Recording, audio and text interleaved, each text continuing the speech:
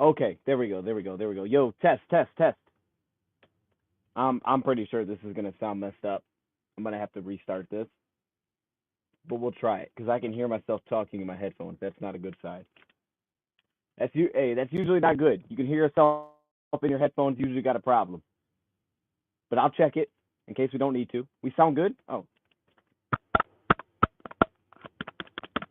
yo, I don't know why I hear myself in my headphones. That sounds crazy. Uh, okay, hold up. Can I change that? I can't get that off. All right. It's soft. It's quiet.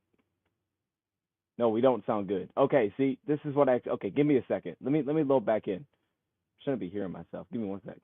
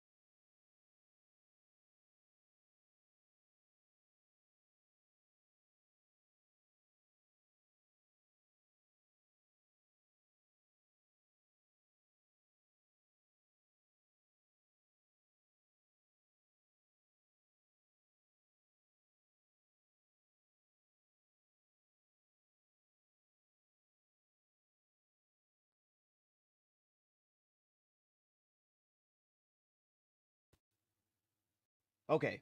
All right. We should be good. Should be good now. Me offense, defense. Okay. Let's dial this in, man. Let me get all the notes over here. We're gonna run through this. This is gonna take a minute. Let me know. Give me a one if I sound good. One if I sound good. We may have a guest joining while we're live here today. I'm gonna send the link over to him. I've talked to Easy. We may get Easy on the show while we're live here. He may look at some of this with us. I don't know if he'd stay for the whole thing because this is probably gonna be a while, but he may join for a little bit, talk about what he saw, that kind of thing, while we're going through this, just to kind of shake it up a little bit. So let me send him the link.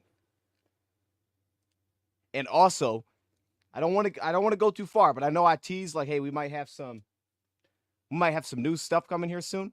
Some new content. Well, I don't want to say new content, but a new form of content. Like that's also a podcast form. We may or may not. It's potential. There's potential that we could get an old friend back on the show. He might end up back on the show at some point. So possible, possible. I talked to him last night. Possible. We're gonna make that work, but we're in. Like we're making that thing happen. The account's gonna happen. So we're gonna have that form of like the podcast slash video form content starting hopefully this week. That's the plan. Is it's gonna jump off this week. Probably like a review preview kind of video. Probably more so of a preview because of when we're starting during the week, that kind of thing. But yeah, we could have an old friend back on. I just don't want to go too far to that because I don't know for sure, but I think we might just because it makes sense. We tried to do it like that in the past, and I think it'd be fire to get him back on for that. So I'm pretty excited, man. We got some sweet things coming. But today, I see all the ones. I appreciate y'all. We're going to dive into this. Honestly, the full thing. Now, certain plays I may skim through a little bit faster. I wasn't sure how to do this. I remember years ago, man, when I had watched a guy, he was a Bears guy, and he did like his own breakdown version of their All-22 from a game. And I can't remember if he was doing it Monday nights or Tuesday nights. I feel like it was Tuesday just because of the time reasons. But he was doing like his own breakdown thing. And he would just go through, watch the entire game. And I'm not even a Bears guy, right? I'm not a Bears fan, but I was watching it. I was like, oh, this is interesting. So I just sit there and watch with him, see what he was talking about, because it was just chill. So I was like, let's try to bring something like that. We usually do these like videos, but it's gotten to the point timing wise where a lot of times I only pick like offense or defense and I just do one side and I show key plays and that's it. It makes sense because this is probably going to take a minute, but I'm going to try to go a little bit faster. However, because we don't get to hit on both sides of the ball, I feel like I'm leaving so much out there that today, try something new. We'll go live. This can be rewatched. The beginning will be a mess, but it can be rewatched, and we're going to roll through this offense, defense. Got the notes. There's definitely things that I probably missed, but they're here. So we should make getting through this a lot easier. And we're just going to roll through both sides of the ball. And like I said, Easy may be joining us at some point. I just sent him the link. I probably should text him, but we'll get going, and then we'll just see if he wants to hop on at some point. So all that, let's do this. I have not watched special teams. That's the only thing I didn't watch is special teams, so I don't know like who's making plays and whatnot. We won't spend any time there probably at all. However, also that draw tool that I have that I used in our last video, I think it was our last video. I used a draw tool. I can't really use that unless I don't zoom in. I don't understand it. It's an extension, but it won't pop up on the screen unless I zoom out. So if there's like a specific play I feel like I need to draw on the screen, I will. But for a lot of plays, I probably just won't draw on the screen. Okay, that'll probably be the answer, and I'll just kind of use the pointer here. And if I got to make my pointer bigger, I can make the thing bigger. All right, pause on that. That sounded crazy, but I can make the mouse bigger if we need to. That way it's easier to see. Also, let me make myself a little bit smaller. I'm pretty massive up there in that corner. All right, here we go. Let's do this. Let me get the notes correct.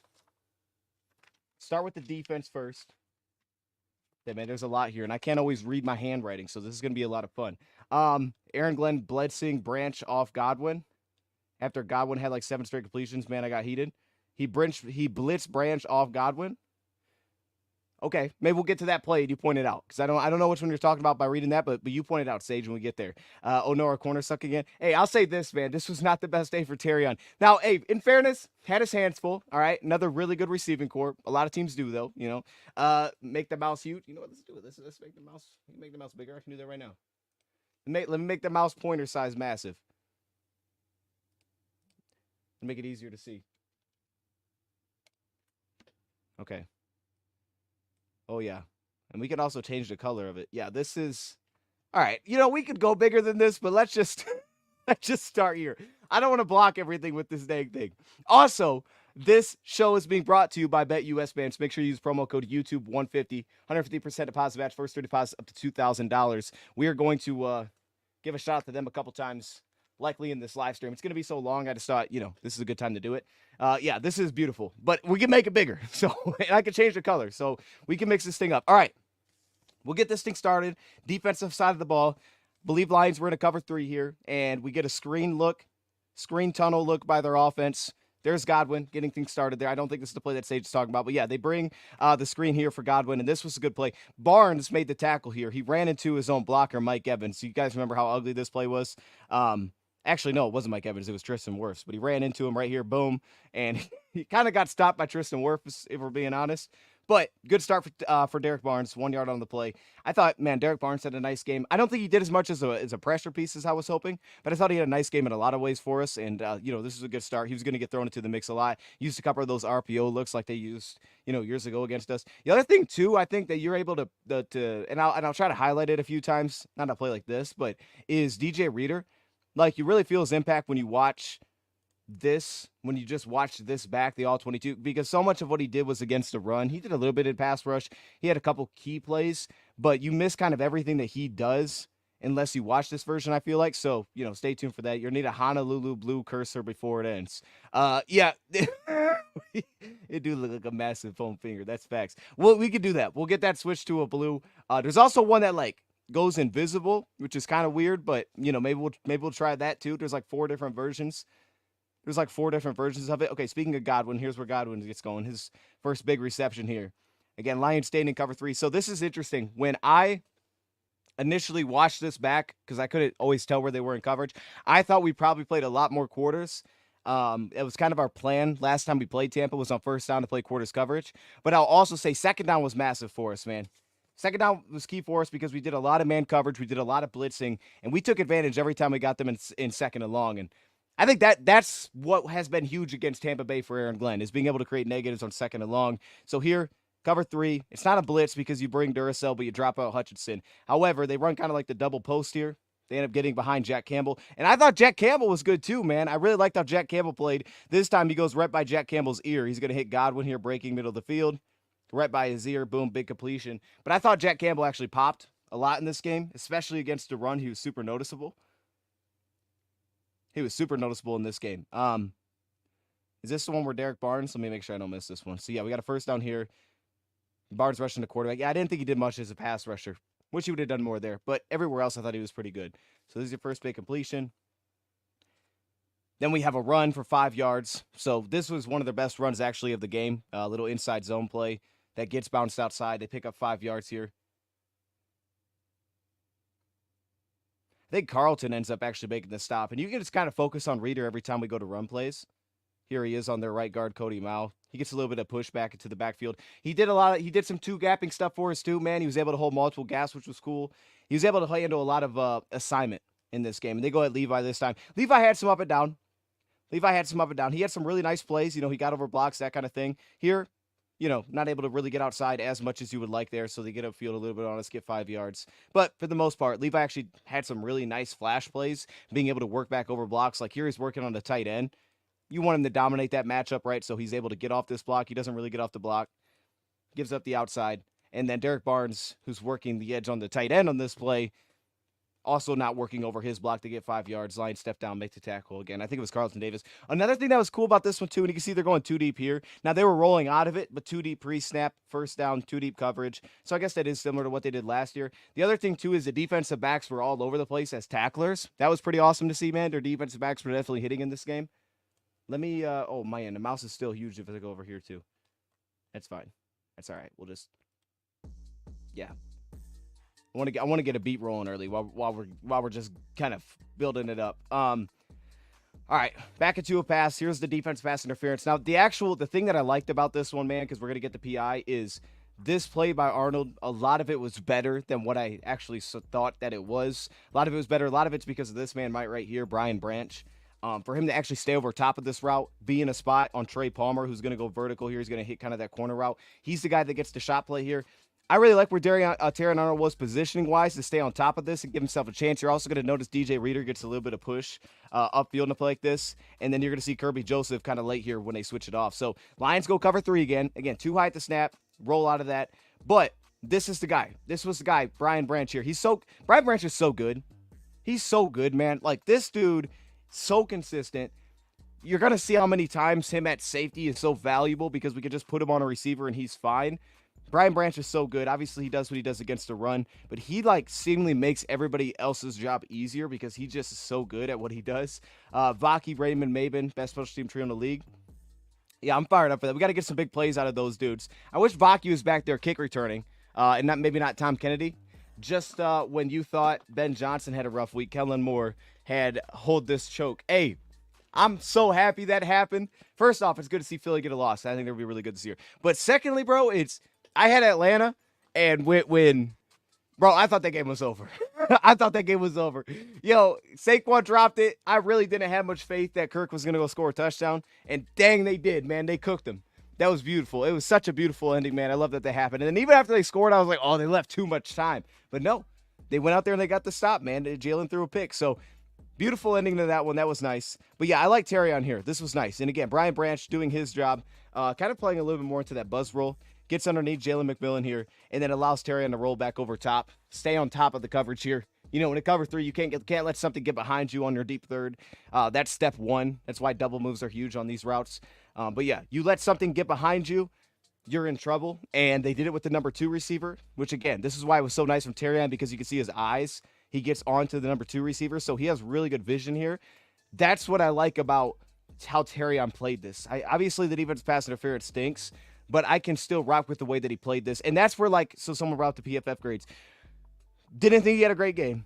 But things like this will show up as bad, though I don't dislike what he's doing because he had the awareness. It's not like he just let the guy go on the play. Brian Branch took the underneath. He got his eyes to the number 2, and he played it really well here. And that's what I like on this. He stayed on top of the route right here. He finds it, races back onto it. Now, again, Kirby Joseph kind of doesn't give him the inside help, but again, it breaks back outside. So let's break it back to Terrion Arnold. And Terrion Arnold gets called for the defensive pass interference.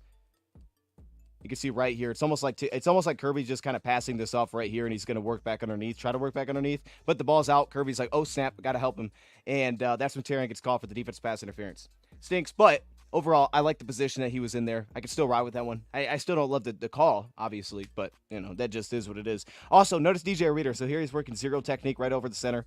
You're going to see DJ Reader do a little bit of work, pressure-wise, working through a couple different blockers there. DJ Reader can get after it, man. And now, like I said, he's not a third down or a pass down piece for us. But on early downs, this is very beneficial to have a guy that just kind of collapses things. He'll be nice. He'll be nice going forward. I still don't love that call. But anyways, Terrion was on top of it. That's good. In game 2, Branch already come a top 5 safety. Dude, incredible, man. He's incredible. To me, a lot of times he just looks like our best player. Like if we didn't have Aiden Hutchinson having 5 sacks, I think it'd be easy to just be like, that's the best player on this football team. Because he really can just play everywhere, and he's good in every assignment. Like, here we go. Speaking of Brian Branch, these next 2 plays, Brian Branch making a couple stops for us, holding them to a field goal after a defensive pass interference. So, first one we have is an outside zone. And again, DJ Reader, you're going to notice him. I'm going to go for the back view here. Again, zero technique over the center. You see the penetration that he gets to knock back at the point of attack. Running towards the Lee McNeil, who I believe was in a 3 here. And they forced the cutback lane. A lot of this was good. A lot of forced cutbacks. That's why they didn't run the ball well at all, because a lot of things were forced to go back. You see Levi working here, and then Brian Branch off the backside.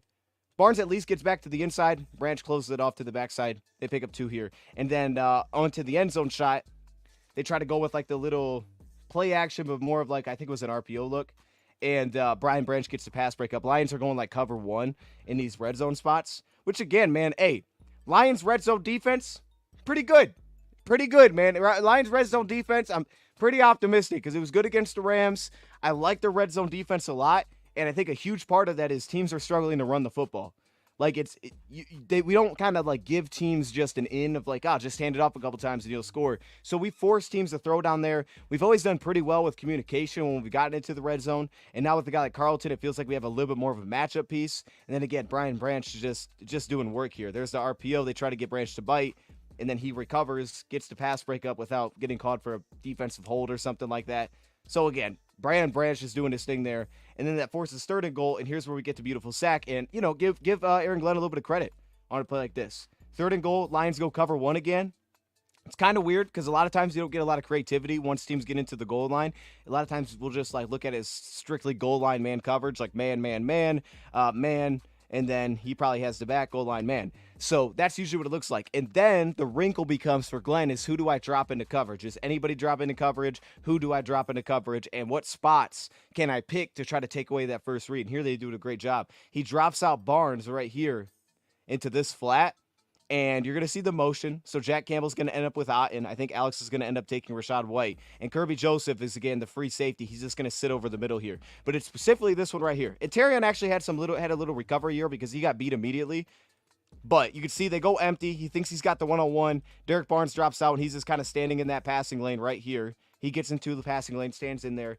Terrion Arnold recovers a little bit, but we needed Derek Barnes in that spot. And then obviously Kirby steps down at safety, takes away the underneath route, and then obviously they can switch everything off. You can pass it off to each other because, again, goal line man, everything's so condensed. A lot of times, like I said, we just call it goal line man because you don't have like a pure this guy's in zone because guys are just switching things all the time. So right here, Kirby Joseph, good communication, steps down, takes it away, and then Baker gets sacked on the play. But Baker's sack, DJ Reader. Like, DJ Reader kind of helped blow this thing up. He was the key on this play because Hutch gets the sack on the stunt with the Lee McNeil. You're going to see those two working together. But watch DJ Reader's push here. Again, he gets the edge, forces forces Baker the move and kind of spills it right into Aiden Hutchinson. DJ Reader made a massive impact on the first drive of the game. He just wasn't always that noticeable when you're watching it live, but he was all over the place here. And then obviously the ball came out, been great to get on that one. But heck of a start by the defense, man, for where that went to with the defensive pass interference. And again, DJ Reader was the guy that stood out to me here, getting an edge, getting upfield, spilling it over to Hutchinson, and then Hutch does the rest. And in the games that we're able to run up front with Levi, Hutch, and Aleem, that's pretty fun too, man. We can run a lot of games with those dudes. So we'll move on from that. That's the first drive. Let me mark it. I don't know. I don't know how to do this. There's going to be a lot here. All right, let's go to the offense. As I said, I didn't watch special teams, so if anything cool happens on special teams, it'll be pretty much my first time seeing it. So we may see some new things today. Jalen Hurts, such a front runner. Lions fans was good game. Jalen Hurts cost the game yesterday. Yeah, that was a bad pick, man. Oh, we got a Bucs fan. What's up, man? Yeah, that was a bad pick yesterday. That was rough. Bad interception. Because they had plenty of time left. They only needed the field goal. What D-line outplays the O-line on their Lions bingo card? Who had, D-line outplays O-line. My bad, I read that completely wrong. Yeah, facts. And the big thing to that is, Graham Glasgow, I thought, looked super rough. In pass pro, he looked super rough in pass pro, and you guys will see that. He looked really rough in this game. Not great, but he did. And then on top of that, Frank Ragnow didn't have a very good game either. Penei Sewell had some up and down. I thought Taylor Decker played pretty well. Kevin Zeitler played pretty well. He just has some limitations when you ask him to run block. But outside of that, like, the offense line was not great. And I thought that it would be better. That was one thing that I just missed coming into this one. I thought Vea could give us some problems. I didn't think it'd be this many problems. And to get things started, before we go to the pick, because obviously we know that the pick happened here, you can see immediately Frank Ragnow's beat on the first play of the game by Vita Vea. So that's how things got started. We had the interception. We'll take a look at the interception. But I'll show you from this view real quick, because this was a lot of the game. And like I said, I didn't expect this to be the case, how many issues we actually have here. You can see how fast we lose there. The ball's forced out of his hands. There was a lot of that where it's like, hey, we got to get the ball out fast. All right, let's go to the defensive side now. Or not the defensive side. Let's look at the coverage here. So I have it as a sky left coverage. Izzian was playing safety. That's the other thing, too. I wondered who's going to play safety for them. Izzian stepped down at safety. You can see they bring the slot blitz, but they drop out. No, they actually just brought a straight. Yeah, they brought cover 3 blitz, sky left, so he plays the sky roll. So Goff goes to the blitzing area where they lose a defender in coverage. You get the one-on-one here with Laporta, but that's taken away by Jamel Dean. He's just pressing up one-on-one. And Jared Goff tries to hit kind of this, like, behind slant right here to Jamison Williams. It gets picked off by Zion McCollum because he's in cover 3. So the guy that was open, yes, was Jahmyr Gibbs, which was because they blitzed on the play. So when they blitz, again, hard flats, right? They're raising these flats. That's why he's out here and he's getting so wide, and he's basically forcing. That's why he's so wide on the plays, because they were playing so hard into the flat, which left the gaping hole for Jahmyr Gibbs. So yes, we could have checked it down here, went underneath, but Goff would have had to kind of made that decision when he dropped back. Or he would have had to make that decision now, because we couldn't get beyond a first read in a play like this. Like, the ball was out immediately.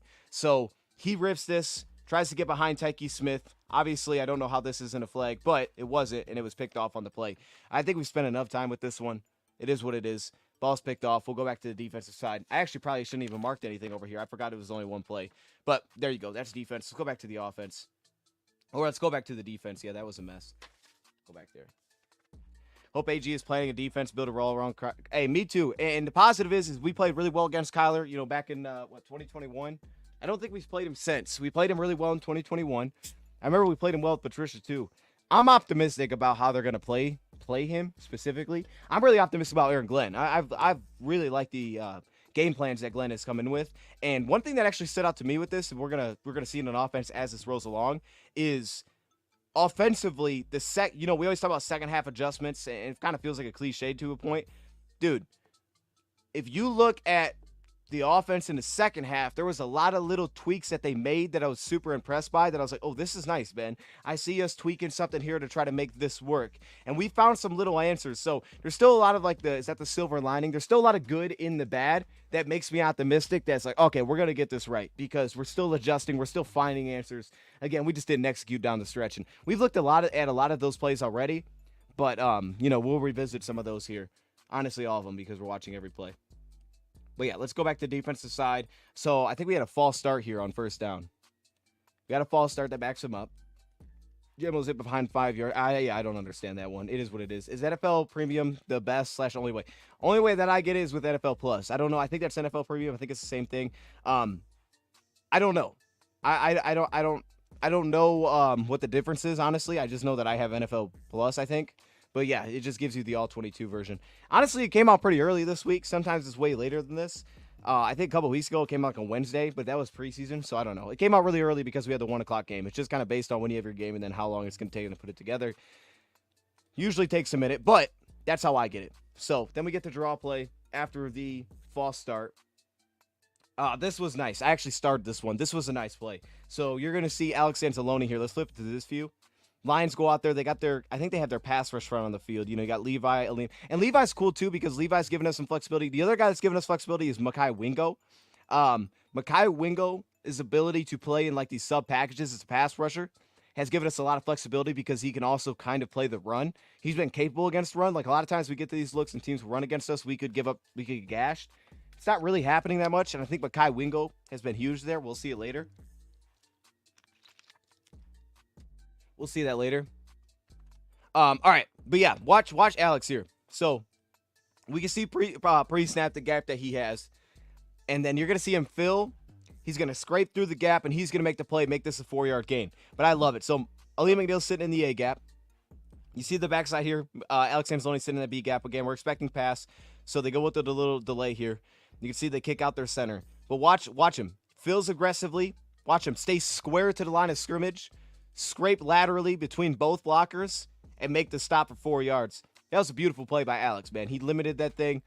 I love watching Alex do things like that. This is one of my favorite plays from him in this game. Little things like that. Barnes got kind of shot upfield on this one. So they had a chance, but Alex Anzalone just made a beautiful play. And then Malcolm Rodriguez continues to get these kind of third down. This isn't a third down, but these pass down sub-package looks for the Lions. They keep going with Malcolm. The big one for Malcolm was the missed tackle on the Baker Mayfield scramble, but he's getting over top. But I don't know. I love that play from Alex. One of my favorite plays. Houston to spy on Kyler. Yeah, I mean, again, we don't use a traditional spy, but for what you're saying, absolutely, this is a good week for Houston. You remember last time we played this team, it was Charles Harris who was massive in that game because a lot of like the read option, he was able to break down. We'll see a play like that, late in the game, at the end of the game, the one where Barnes bats it at the line of scrimmage. You're going to see him get flat to the line of scrimmage. So Derek Barnes will probably be thrown into the mix a lot against this team. I think Barnes is probably going to be crucial. But yeah, simply on passing downs, having Houston out there would be helpful just because he's athletic enough to stick with him. But this is also a good build-up for, like, Kyler's going to take off more so probably than Baker. And this whole, like, rush lane, leaving rush lanes open, that can't be the case against this team, against that team specifically, because they will actually cook you by that. So that's got to dial in a little bit more. But that was an awesome play. I love that from Alex. Then again, 2nd and long. Lions were able to kind of simplify it. They go cover one blitz here. Levi gets completely unblocked. And I think this was really good coverage across the board, if I remember right. Yeah, you got Arnold on K. Dotton.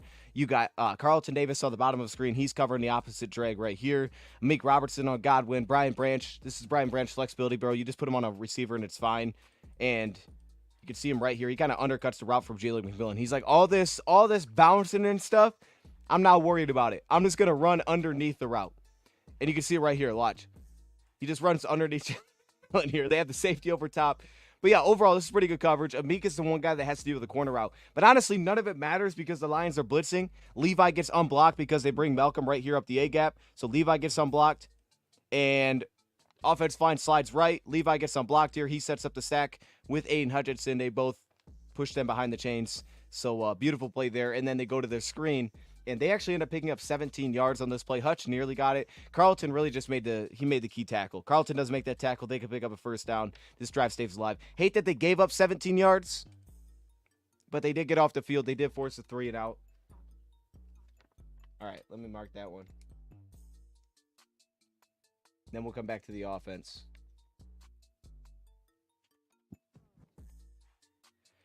Yeah, they never play a traditional spy. I mean, if there's a week to do it, this could be a week, but, they never do that. And I don't think you need to. It's just you have to be disciplined. Like, we can't let guys spill. We can't have 2 guys, jump outside, leave a huge lane, that kind of thing. But that being said, That being said, even some of these blitzing plays can help us against Kyler. Spill him one direction, push him where we want to go, that kind of thing. I'm excited. I think Glenn will have a good plan for him. You know, he'll hit his runs because he's he's good. Kyler Murray is legit, but I'm excited. I think Glenn's gonna have a good plan for us in this one. All right, back to the offense side. This is. Oh, that's right. Last play was only one snap. Okay, so yeah, here we go. Now let's go to the shot play. I'm looking down my notes, man. We had one play last time. All right, here we go. So here's the shot play. They bring a blitz here. Now, the big thing with this one is you notice how they get up to the line. There's really no cadence here. It's as soon as he gets up there, he snaps it. This is very similar, different than when we hit J-Mo's shot in Tampa because that one was out of the gun, but very similar in the sense that we sped up the cadence. There was no wait. There was no delay. It was like a silent snap. He went up, got there, takes the snap. And you can see the defense is still kind of getting settled in. And then J-Mo, I wouldn't even call this a double move, right? But he hits the corner with the big shot play. But this is basically the route that not the route, but this is very similar to the route that Terry McLaurin got vertical over Jamel Dean the week before. Doing the same kind of thing, just changing speed, right? Pushing upfield and then hitting a second gear like that and just getting on top of Jamel Dean. Very similar to what they did just a week ago. And that was cool because obviously J-Mo has that ability, but it also kind of feels like, you know, we saw that. We're like, let's take advantage of it. So that was great. But I still like those little nuanced tricks the Lions use just to get up to the line. Kind of like that silent snap, just get up there fast, and we're just going to let this thing go. And we're going to catch this defense sleeping a little bit before they get to the depth and where they want to be in coverage. You get over top, you take advantage of that. If you watch back, and I know we focused on this, if you go back to the J-Mo touchdown against Tampa, it's basically the exact same thing that we did. When J-Mo scored there as well. And this time, pass protection is a little bit better. Frank loses it a little bit here to Gaines. But it's better. It's a good ball. It's a really good ball. Got us going offensively. All right, let's stay with it. Back to the passing attack. We get spilled out here. So they're going to go quarters. Now, this isn't something that they did the entire game, but it was definitely one of their tendencies to do was play a lot of this quarters coverage. And we end up getting a roughing call, which gives us 10 yards anyway. But this is something they did a ton as soon as we got inside the 20. I think the Lions had some nice answers for it eventually. But then they got out of it a couple times. I think it threw us off a few times. But here, really, he can have Craig Reynolds on this little out route if he wants it. Joe Tryon, you obviously have the corner playing a little bit aggressively, so he gets away from that. And then you have the pressure here. So maybe he could have tried to force this thing out here to Craig Reynolds. Doesn't do that. Again, they're dropping 4 into cover. So they'll only bring a 3-man rush here. And the Lions still end up giving up pressure. Credit to them, man. They won more than I thought here. Here again, Frank Ragnow. This is a disaster. That's not good. That's not good. So he spilled out the play immediately. Now, what he would have had is J-Mo. He could have thrown this to Jamison. Maybe not right now, but right now you could have thrown that to Jamison if you want to try to get a few yards. He tries to not throw it. He kind of stays with it. Jamison then sort of takes off, and Goff just throws it back to the end zone. Looks more like a throwaway than anything. But at the same time, if you look at Sam Laporta, man, like, I'm not mad that he tried it. I mean, if he saw Sam Laporta that he's like, hey, maybe he's run away from him, I can give him a chance. Only my guy can get it, that kind of thing. Maybe he comes up with a touchdown here. Who knows? But overall, like, this immediate pressure is a problem. This is a problem. And I think he was looking for Laporta. I really do. I think he was looking to try to see if he could throw that up there and just give his guy a chance. But they got the roughing call anyway, so we still got 10 yards out of the play. Was this the...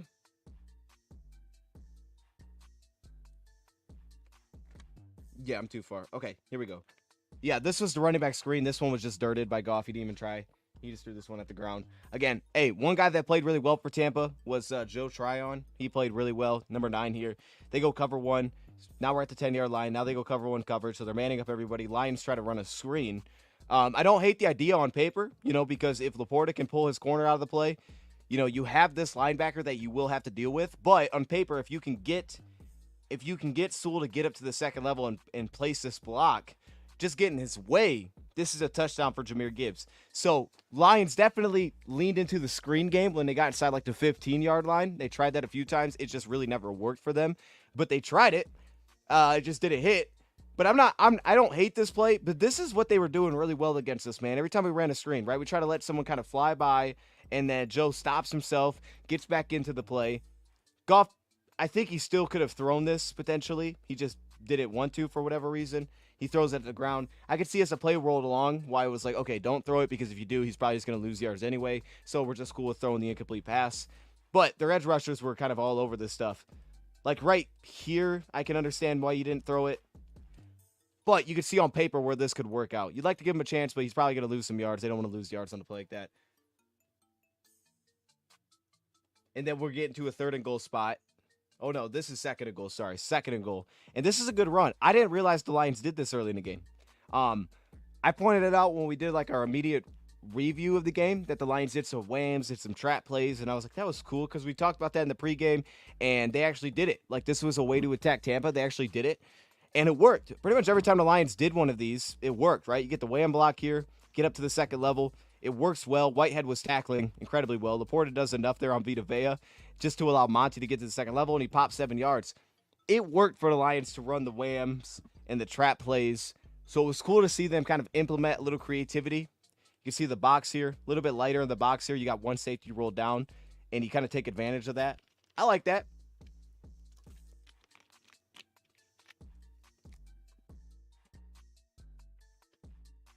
And then finally, 3rd and goal. This is the one that I probably had the biggest issue with on this possession. Probably the biggest issue with this one because, let me get to the right play here. Because you're going to see that we have, and I think they actually went into cover 3 on us here, and that's why this kind of got thrown off. I thought they were in man when I watched this live. They weren't. A lot of teams within the 5 are just going to play man coverage. They played cover 3. We talked about them playing the hard flats. We got a pretty good sense that they were going to play the hard flats right away. You can see how aggressive their flat players are going to get out wide here. And a lot of that was, like people were talking about last week, like, oh, man, they're taking away the middle. Well, they were actually taking away the outside for us. They were taking away the flats. They were kind of funneling everything back inside, forcing a lot of tight window throws here. So things like this, I'm watching this. I thought, hey, Whitehead's got to be man up on the tight end. He's not, though. Instead, he's just playing the flat coverage. And that's why this thing kind of gets thrown off because you get 2 guys there. The best thing that we could have done is Goff could have came away from this, said I don't like it, and waited for Tim Patrick to kind of clear back here and tried to fit this in the back of the end zone. That was the best thing we could have tried to do here because he starts left with his eyes. He likes the matchup, I'm sure, right? Because you use the motion.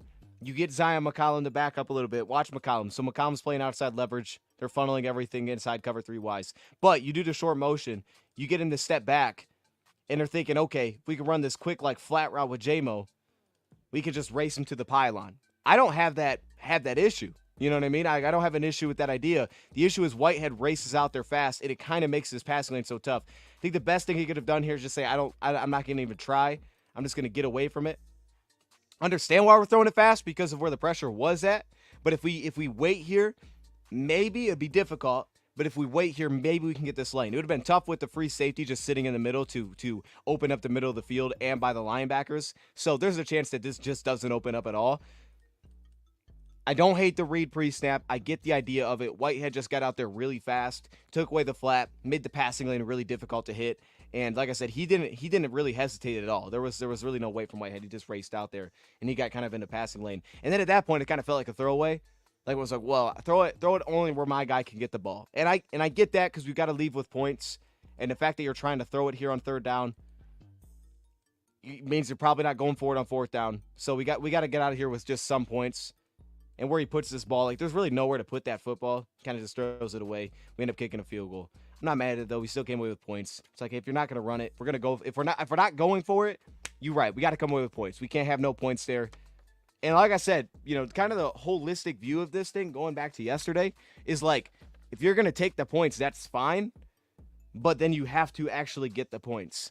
And that's when we leave 2 field goals out there, it kind of comes back and bites us because taking the points didn't work because we left 2 out there. And we weren't more aggressive to try to go get 7 points.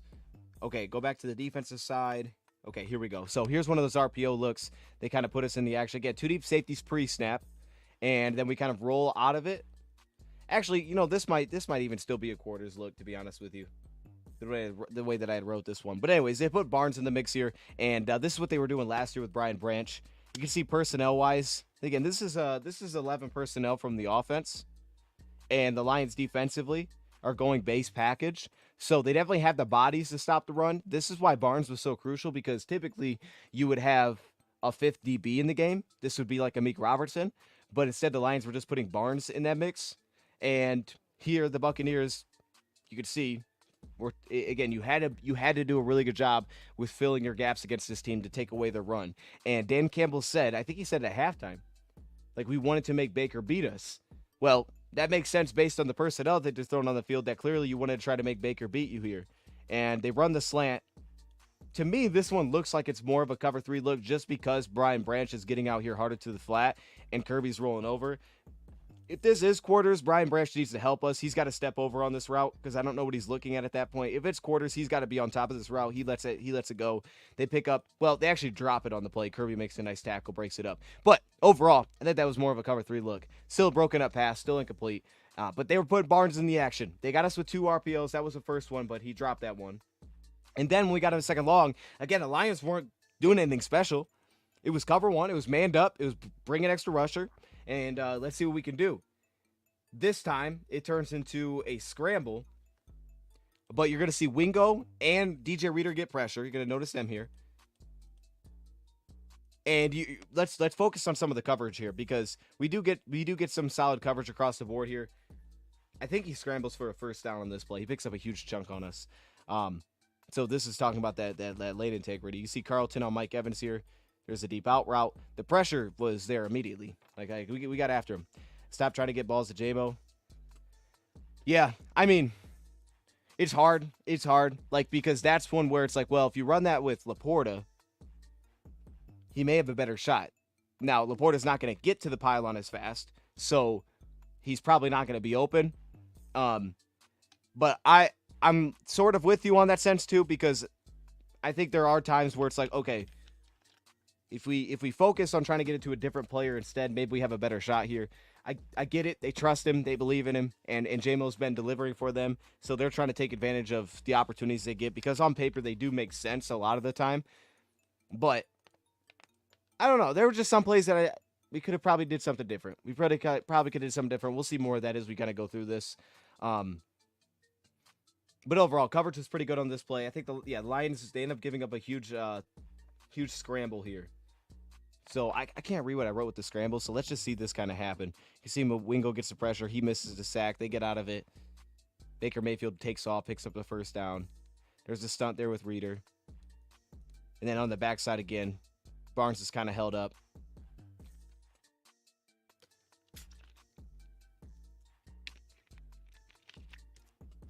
Kyle Pecco. Pecco got some push, man. Pecco did some of that. He didn't always get off blocks incredibly well. And things just got messy here, broke down, and Baker got out of there. There I'll give Baker credit. They just got out of there.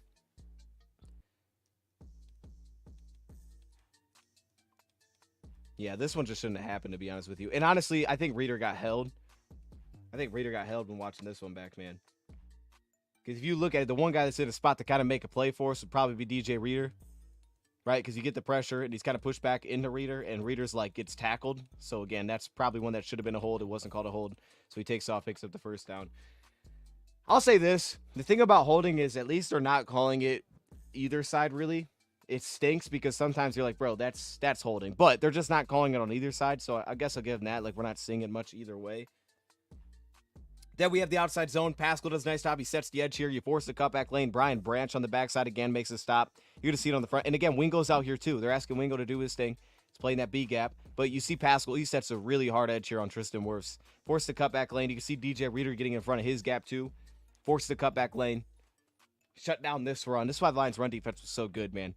They were so good on the front side. And again, Reader, you see some of the agility there. There's Campbell getting upfield, just being disruptive. Hey, Jack Campbell had a day, man. He did some good. He did some good, man. See him right here filling in.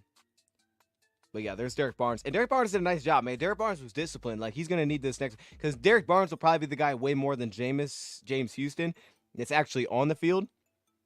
So he'll be the guy that has to do a lot of this. Stay flat to the line of scrimmage. Stay square to the line of scrimmage. Stay in a position to make the play on the backside. Don't bite upfield. Don't jump upfield and lose the cutback lane, man. He was super disciplined there. He'll probably be the guy that has a lot of that responsibility next week as well. And the good thing is right now we could trust it. And then we end up getting off the field. Well, not off the field, but this is a second down. We end up getting an incomplete pass here because of Meek Robertson. Good coverage this play. Lions go to a cover one. There's the robber here with Brian Branch. See him step down a little bit. But it's Meek Robertson does a nice job at coverage here. He ends up breaking up the pass. Carlton's on Jalen McMillan. I think Jalen ends up falling here. Yep, there he goes. Oh, no, he didn't fall. He didn't fall. It was good coverage, though. Played outside. Forced it back inside. Kendall Vildor stepped in for a couple plays. Hey, Vildor actually looked pretty good. He was only out there like 2 plays. We watched, like, man, maybe Vildor should see the field a little bit. Like, I ain't going to get there already. But part of you's like, okay, look, hey, Terrion's young. Would I hate if Vildor had to take some steps? No. I don't think I would hate it. It's only 2 steps, so I ain't going to go crazy on it. But, you know, I didn't hate the way Vildor looked in these 2 plays. He looked pretty good. He looked like he was ready to go. But anyways, Amik, great coverage there. Gets the pass break up. Levi gets a nice little win. I like that. Levi's looking so much more impactful this year than any other time I can remember in the past. And it's kind of like these arm over moves, man. It's just strong, working over contact, arm over moves. He's still got that agility in the lower body with the small ankles. And then we go to third down here, and the Lions get up the field again, kind of simplifying it. Cover one blitz. They're just manning up. You can see Vildor again is in the game. They get their pressure. Hutchinson just gets kind of an immediate sack here. There really wasn't a chance for anything. The one guy that was beat was Amik Robertson. Brian Branch was really good here in coverage, but Amik Robertson was beat. Boom, slant route. He's got him. That's a nice route. Baker just can't get there on the play. And you really didn't have any help because you brought the extra rusher. But that's the trade-off. You bring an extra guy, you got to get to the quarterback. We just got there really fast, and it was really just Aiden Hutchinson who kind of just cooked Luke Kadecki off the edge here. The rest of the coverage was fine. You get a little handsy here from Carlton, but again, no call there. See, and that's the weird thing, too. You get no call on something like this from Carlton, but you get the defensive pass interference on Terrion where it's like, I mean, there's contact here beyond 5 yards, and there's no call, but I don't understand it. Brian Branch, great coverage. Covered the over route. We see you, Brian Branch. He's working here on Chris Godwin. This may have been the first read, actually, was to try to hit this over route, but Brian Branch is all over it. Solid coverage there. Solid across the board. They get the sack. Hutchinson does crazy things. And like I said, the Lions have been able to kind of simplify things. They've been able to simplify things on third downs, man. Or second down and long. They've been able to just go cover one and blitz. And I think Glenn, that's like, he loves it. He loves being able to just do that. He wants to bring an extra rusher. He wants to just play man-to-man. And right now they're delivering. So there's no reason to stop doing it. It's working. All right, we'll go back to the offense. Make sure I don't go too far here. Yep, here we go. All right, we start off with a running back screen. This one ends up picking up 5 yards. The defensive linemen get into it again. This is frustrating. Referees are terrible both sides.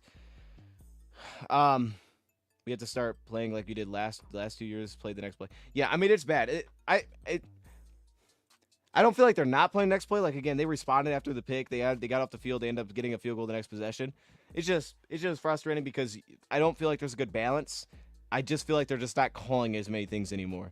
But we've been hit with some disastrous DPIs, where some of them, maybe warranted. But if you're going to call that, like some of the other, I just want to see somewhat of a balance. Like, if you're not going to get Khalif or JMO on DPI, but you get kind of just a rainbow shot play to Terrion, which is not that bad at all. And then he plays at the 5-yard line, which makes no sense because the pass interference didn't even happen at the 5-yard line. Like, that's the thing that's frustrating. It's like if it happens early in the play, it's just not defense pass interference. It doesn't make any sense. I don't understand it. Whatever. Quarters coverage here, 3-man underneath. Lions try to set up this tunnel screen to Gibbs. I didn't hate this play on paper. They almost kind of like angled him back inside. He ends up getting up 5 yards. The issue again was their defensive linemen. Their defensive linemen kept getting upfield on us and kept making plays. We would try to kind of let them fly by, let them get upfield, and then go. And I got that on paper because they got pass rushers. They want to get after you. They know we're throwing on early downs. But they did a nice job. They're not even playing upfield. He's just moving laterally with the line slide there. And he ends up tripping up Gibbs, 5-yard gain. Like, that's a play that should pop. Doesn't pop. We pick up 5 yards there. Also, is Brock Wright blocking out here? Is that Brock Wright doing work? Let me look here. Sam Laporta's blocking a little bit. Yeah, Brock Wright's doing work. Brock Wright's tough, man. I like watching him block. It's still 5 yards. Still positive, but man, it's frustrating. And then we get another quarters coverage look. So they're mixing it up. You can see the safety's rolled down pre-snap. At the snap, he's going to drop out, but the Lions get that tail by the short motion, so they get the one-on-one coverage out wide. The problem is that what they're lacking on a play like this is um, they don't have an underneath defender because they're blitzing. So you can see there's no one underneath in the flat that could possibly get in the way here. And the Lions twice took advantage of this, where they used the short motion.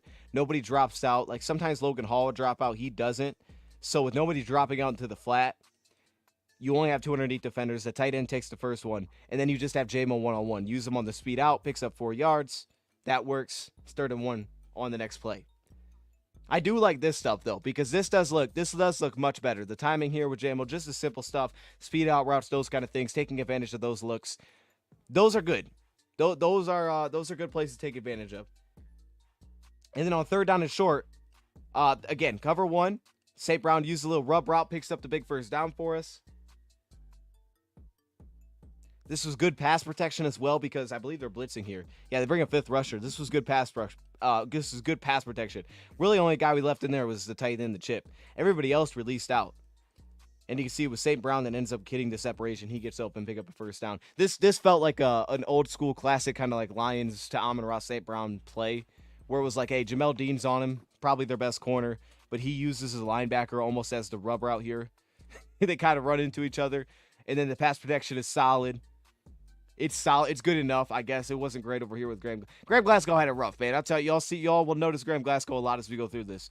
But this felt like, oh goodness, and Frank Ragnow got dumped. But it was the Lions doing what the Lions do efficiently, which was not the case in week 1. So again, another little thing that was better is week 1, kind of messy. This week, a lot of the things that we, again, there's a huge chug there, nothing. But anyways, the things that we do well, they worked, and maybe they did call that one. I get Rakestraw was healthy scratch. No, Rakestraw wasn't a healthy scratch. Dan Campbell said that he actually I thought he was a healthy scratch too. Dan Campbell said that he had a hamstring injury before the game, in warmups. He said it was like 4 minutes before, so they ended up having to throw him on the list. So I thought he was a healthy scratch too. But yeah, they ended up saying that he was actually injured. So I guess we'll probably see him on the injury report this week. Hopefully it's nothing too serious. And, Vildor stepped in like we showed the plays. He did some good. But to your point, it'd be difficult to see them putting in Vildor for snaps over Terrion when Terrion's healthy. Rakestraw maybe has a better shot at doing something like that. I don't know that Vildor could actually do something like that. I don't know if they'd be willing to do that. There's the outside zone. You get the lead block from Vaki here. Just a cutback. Boom. I like the way he presses that one. We get a nice little pop here on the run. The thing with the run that stunk is that as soon as they condensed the field, we just stopped running the ball well. I didn't have an issue, I don't think, and we'll get there, with like how much the Lions actually ran the football, as much as just the results were terrible. Like they just weren't executing when they got down there, and you'll see some of the frustration from the players. But Decker backside, he steals it. I think the issue here was how Whitehead played this. You can see Whitehead over here. Again, they're kind of loading the box on us. They got 8 guys in the box. Take that back, 7. 7 in the box, 1 outside the box here. But Whitehead, you can see Lions go to this. Actually, this is a stretch run play. They're actually stretching this out. This was something I didn't expect, but they did this a lot more. Stretch runs. They did some sweeps, but they really tried to make this defensive line work laterally. And obviously, the huge cutback lane opens up with the backside seal there from Decker. And Gibbs takes advantage of that. Gibbs also was running hard in this one, man. He broke some tackles. All right, this next one I had circled, so I want to see what this one is. I had them in cover 6 coverage. We hit Amon-Ra St. Brown. Oh, this was the nice window shot. This is a nice window shot. So, Lions check into a single back look. And I think they go to a 2 deep look. Yeah, so they're going 2 deep here, which is what it ultimately ends up being. Safety rolls into the box. Again, you see the quick. Actually, hold up. This has to be a different play. Yeah, okay, I skipped the play. I'm like, watch this. I'm like, this ain't the right play. Yeah, I don't think I wrote down this play. I know what this play is. I just don't think I wrote down it. This play is man coverage. Lions do the bootleg here, and they hit Amon-Ra St. Brown. The issue is Tim Patrick and J-Mo run into each other right here. Yep, so while Goff is waiting, maybe something drags or crosses over and gets open. Does not happen. They run into each other, so he's forced to go to St. Brown here underneath. Now, St. gets open, like the route from St., and then he pushes upfield and then breaks back to the ball. This is a nice route. It's just these two ran into each other. And that's the thing with J-Mo, too. Like, he's not going to work through contact. He kind of wants to avoid it. So he's going to, like, slide by the contact like this. But, Tim Patrick's new. Your timing's probably a little bit off there, and you just run into each other. So he's forced to kind of just go underneath here. But it still ends up working. All right, this was the play. Is this the play?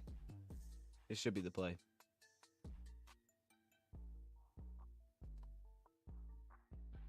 This was a stretch. Oh, no, I just skipped. I'm looking at the wrong thing. All right, another stretch run. I had a stretch run. This is another stretch run. This one back to Gibbs.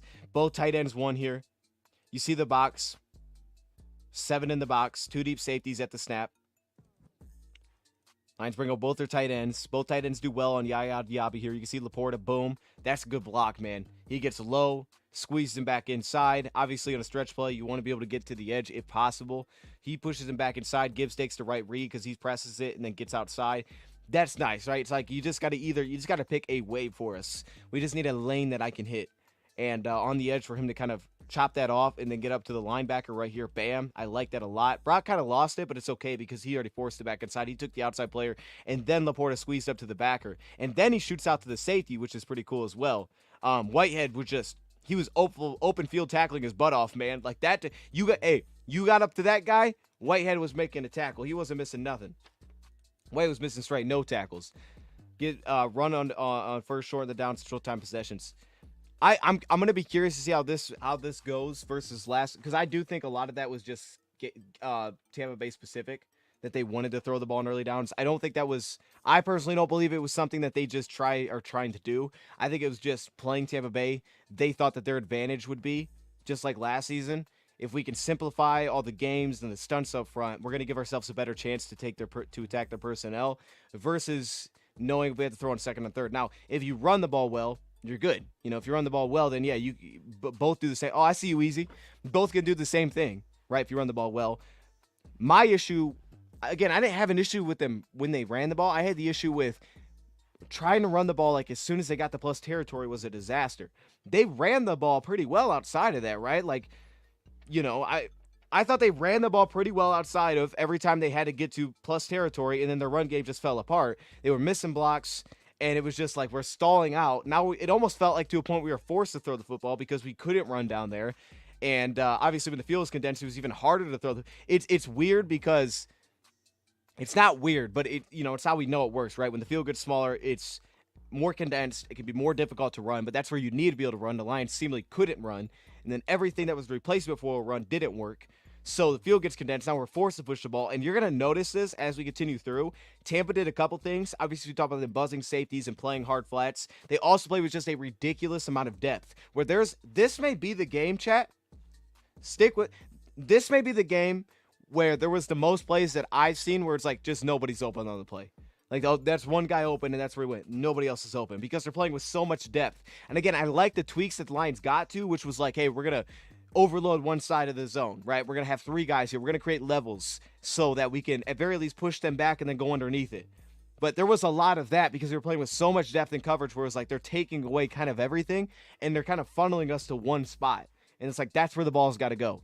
So it was tough. And then to add on top of that, when they were funneling us to a spot, if we went there and took it, we weren't doing anything with the ball in our hands. Like we weren't breaking many tackles and oh, snap, he took a 7-yard pass and made it 30. Like, we didn't do much of that. It was like, it's a 7-yard pass, it's going for 7 yards. We had like 2 plays. The J-Mo one on the first down, maybe Tim Patrick when he slid through and got a first down. That was it. Outside of that, we didn't really do anything once the ball got in our hands. Screens were a disaster. We didn't block well in space. They tackled crazy well. So, but I will say, back to the original point, I do think we'll get back to running the ball a lot more, just in general. I get the sense that it was just because it was Tampa and they thought that was the best strategy. I'm not saying that they shouldn't have. I just think I get the sense that's what Ben Johnson's plan was coming into it.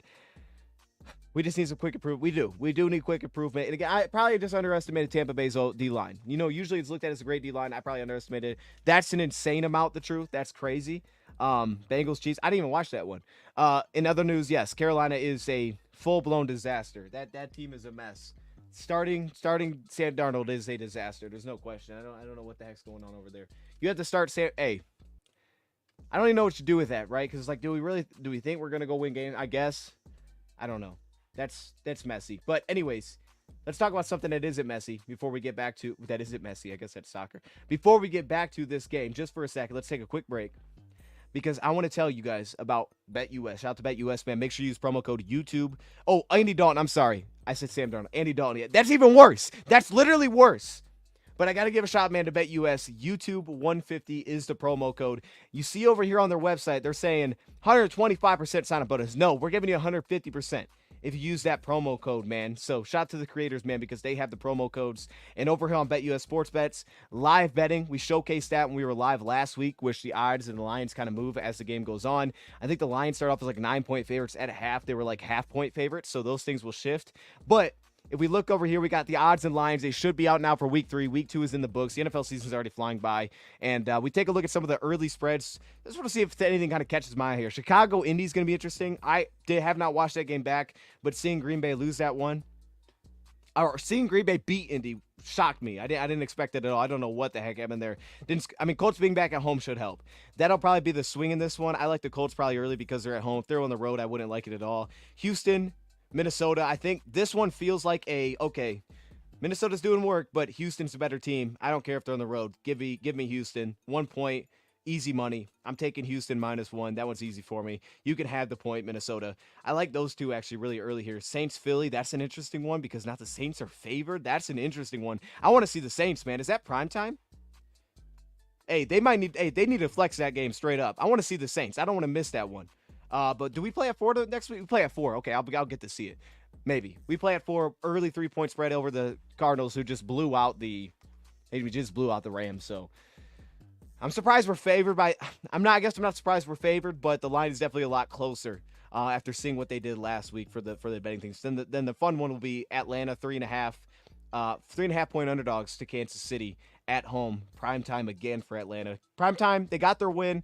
I don't see them beating Kansas City. They got their win. I just don't see them beating Kansas City and doing it again. So, again, YouTube 150, that's the promo code. Go over there. I put it in the description as well. Go to BetUS if you want to sign up. You don't have to deposit money right away, but if you do, helps the channel. BetUS has supported creators this year, man. So, shout out to them. Now, all right, let's get back to it. So, on the offensive side of the ball, Sam Darnold has made playoff wins. Andy Dalton. Sam Darnold's never started in the playoffs. Ooh, that's... Hey, Andy Dalton's like 0-9 in the playoffs or something crazy. I did start early. I started early today just because I got to leave at like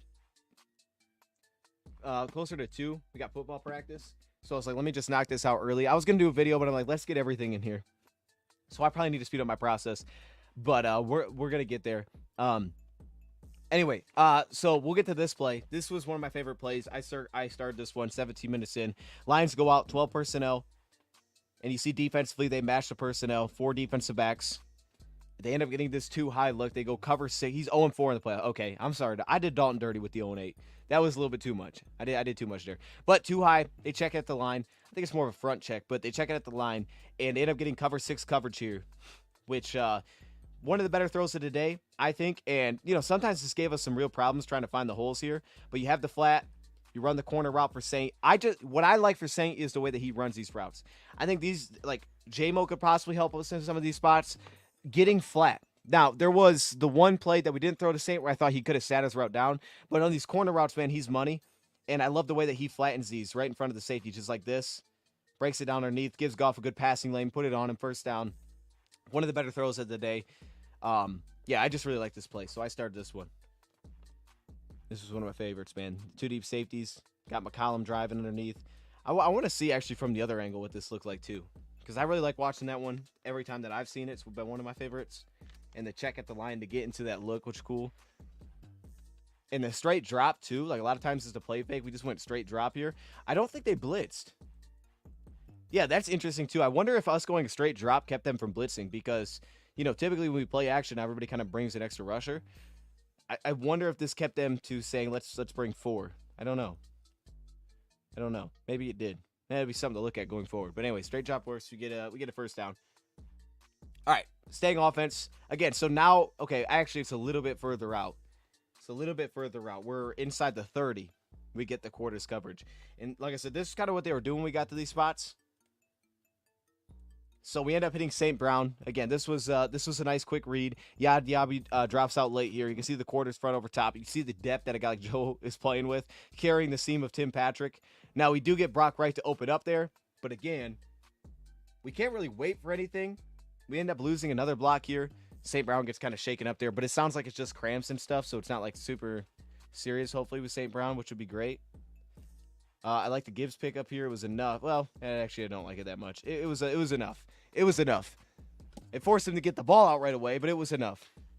And luckily, he went to the right spot because, yeah, if this wasn't there, he would have had a problem. But it was a good read. You get the quarters coverage. You know you're a little bit lighter underneath. And they dropped one out over here. So, you know you basically just have a one-on-one with David. Finally able to take advantage of that. I can kind of see why maybe Tampa didn't run more. And they kind of were just like, yeah, let's just stay cover 3. Because we don't want them to just put our linebackers on an island. Every time someone... I don't know. But I got to believe Goff's numbers against quarters coverage is incredible. Because we just kind of put the underneath guys on an island. And we just let, say, Brown or running backs go win one-on-one. Usually we take advantage of that pretty well. It's usually what I noticed with that. And then we got the another cover 3 look. Yeah, so they're right back into it. I just said that. Again, another single back check here. What do they do here pre-snap? Let me actually peek. I think we had a motion here pre-snap.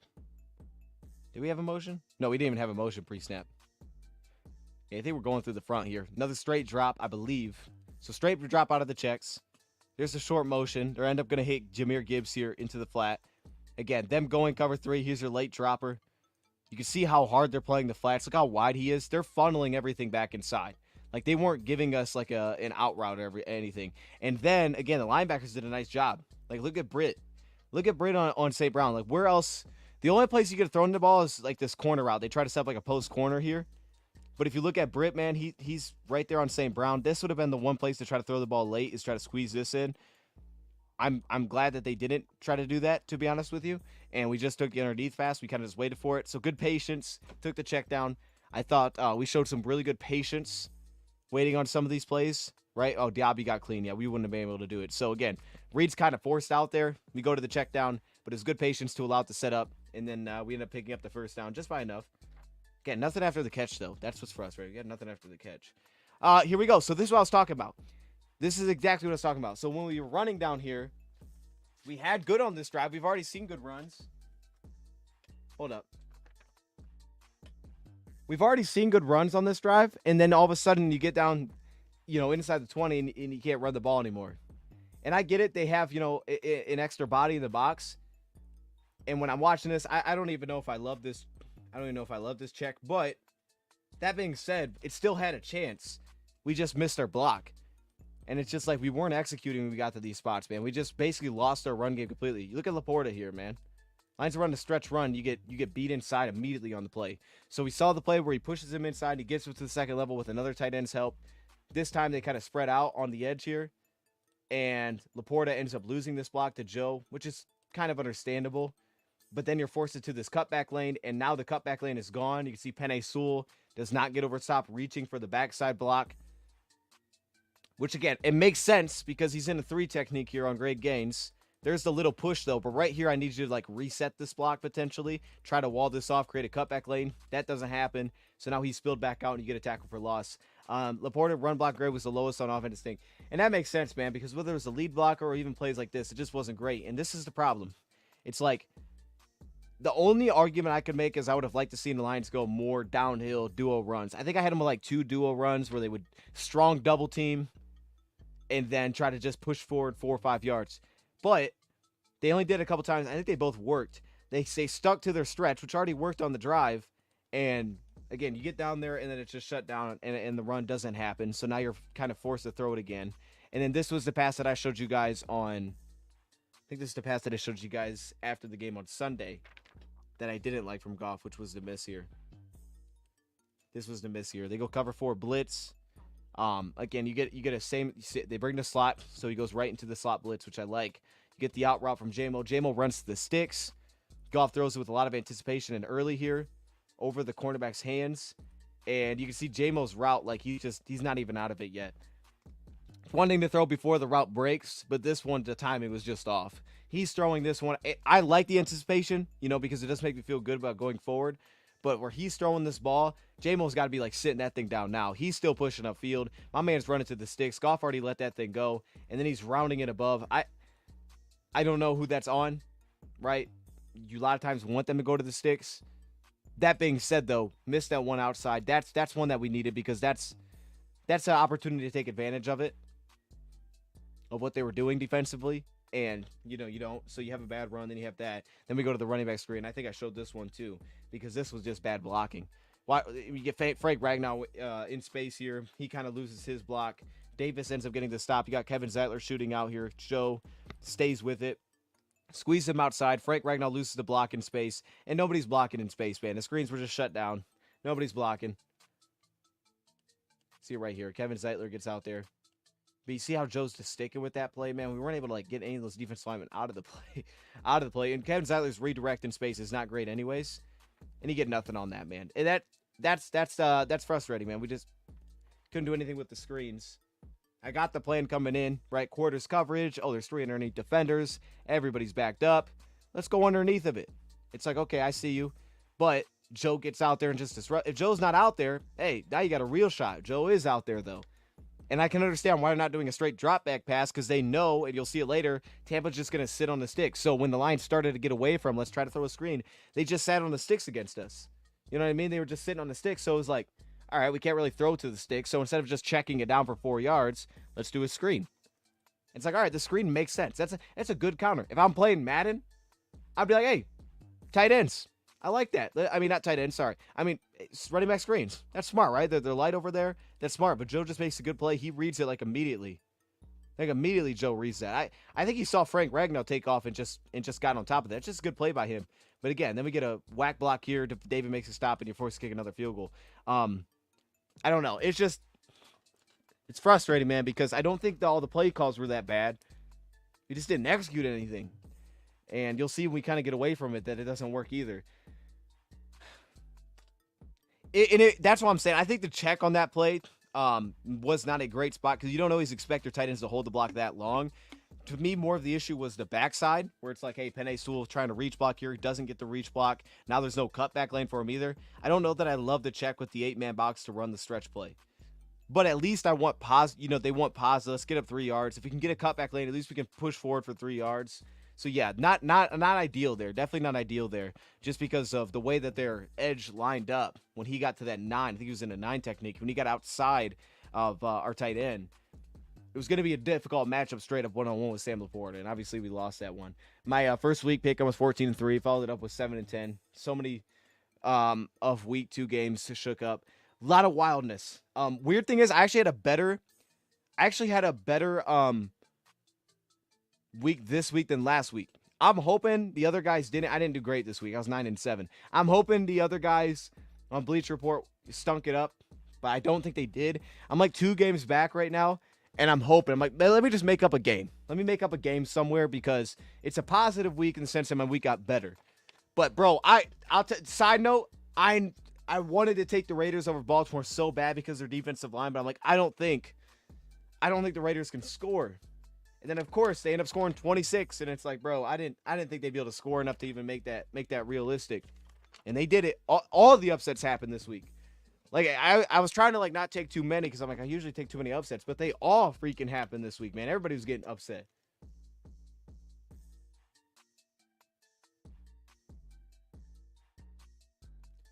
All right. Anyways, let's get back to the defensive side. Make sure I know where I'm at here. Slant. All right, we're down here. Okay, we're kind of flying through the defensive side. Another run stop, outside zone, split zone. Line shut it down. Again, Derek Barnes, discipline on the backside, flat to the line of scrimmage, good square. Boom, steps in, handles the split block, and gets a stop. That was great. Pittsburgh 2-0, Ravens 0-2. That's facts. Yeah, that's facts. I think I had Pittsburgh this week, but definitely not week 1. I had no shot. And then, DJ Reader again. He's just living behind the line of scrimmage. You try to go outside zone, see maybe we get to the B gap. Nope. DJ Reader blows it up. Again, these are the things that you could pick up on when we go through the All-22 a lot better. But DJ Reader just blew this thing up. Right here. He just forced that immediately to cut back. And then Levi, I like Levi too. Because Levi's working on our left tackle, getting back over to block, which I really like too.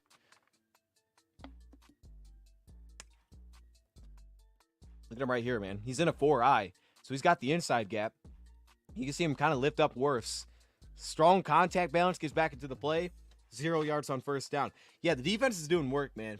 And they're relying on that run defense, which is going to be crucial because Arizona runs the ball incredibly well. But they're relying on that run defense, man, and they're doing a great job. They beat another outside zone here. And again, this was the pass rush front, so this one had potential to kind of pop a little bit more. But Malcolm Rodriguez did his thing. This is the front that that teams want to run against. The positive is we kind of have two normal defensive tackles still in there because Levi and Aleem both get pressure. Like they both can do it. But Malcolm Rodriguez, nice fill. As Levi shoots upfield, that's quick eyes there for Malcolm. Breaks down that time, lays a good tackle. Nothing on that play. So 2 beautiful plays, and then we give up the third down conversion. We're going to go through this drive, and I start a lot of plays here. You're going to see the amount of plays that were simply just Baker running around and creating something because it was actually pretty good from our defense. They just did something off schedule. Steelers have scored 1 offense touchdown, and they're 2-0. Oh, boy. That's crazy. That is crazy. Hey, yo. Who did they beat this weekend? I don't remember who they beat this weekend. Levi's been doing some work, man. I had a couple little knocks, but nothing significant. And I think the little one I had is late in the game. The Broncos, that's right. Ooh, Broncos look rough. Hey, Broncos look rough. But yeah, hey, that Steelers defense is tough. All right, here we go. Third down, so it's 3rd and long. I think the Lions are going into one of their cover 3s. They're just matching the vertical push here. So Brian Branch takes that because if you guys remember, and this is again slight adjustment, right? Slight adjustment for Aaron Glenn here because the very first possession I showed you a very similar play. Now the difference here is they have one underneath defender, so maybe that's part of the adjustment is that they're blitzing out of it. So they're like, let's do this. But they ran kind of like this double post thing, and if you guys remember, we passed it off. Here we're matching it. We're matching it here. So the only one that's uncovered is here. Jack Campbell stands in the way of that, and then we could step down on it. So we're matching it. Carlton does a great job on the backside. The issue Carlton has is he kind of overplays this. Like Carlton on the backside here kind of overplays this a little bit on 3rd down. Right? He has no threat, so he steps over. He kind of takes it away, which is good. But then once Baker gets out of the pocket, watch him get flipped around here. And then he just doesn't have the quickness to go make a play on the football. He ends up getting a first down. Those are the kind of things I'm going to live with. If teams are getting us like that, they're picking up first downs because it's a broken play. I'll live with that because they're not just getting guys open. Having to do some craziness to make it happen. But again, this is back to the rush lane stuff. You bring 5 rushers, you can't leave a wide open gap. Levi was frustrated there. I think they got on Levi after this play, if I remember correctly, because Levi jumps outside. See, Levi's doing some work, man. There's a little long arm. He tries to spin back in. And that's the big lane. I think they were pretty fired up at Levi for trying to get around the edge here because then you get stepped inside here. And that's what really got us. You know, where we're blitzing with Alex Anzalone. Like, if you're going to overload one side of the line of scrimmage, man, that backside guy cannot get upfield. He can't get upfield and leave the open gap because if he knows you're overloading a side, like the slot and Alex, you can't play the edge. You have to play in between. You almost got to do what Hutchinson does, where he kind of plays both. And then we leave that open. He couldn't scramble because of Barnes, but again, Carlton just overplays it a little bit, gives up the first down.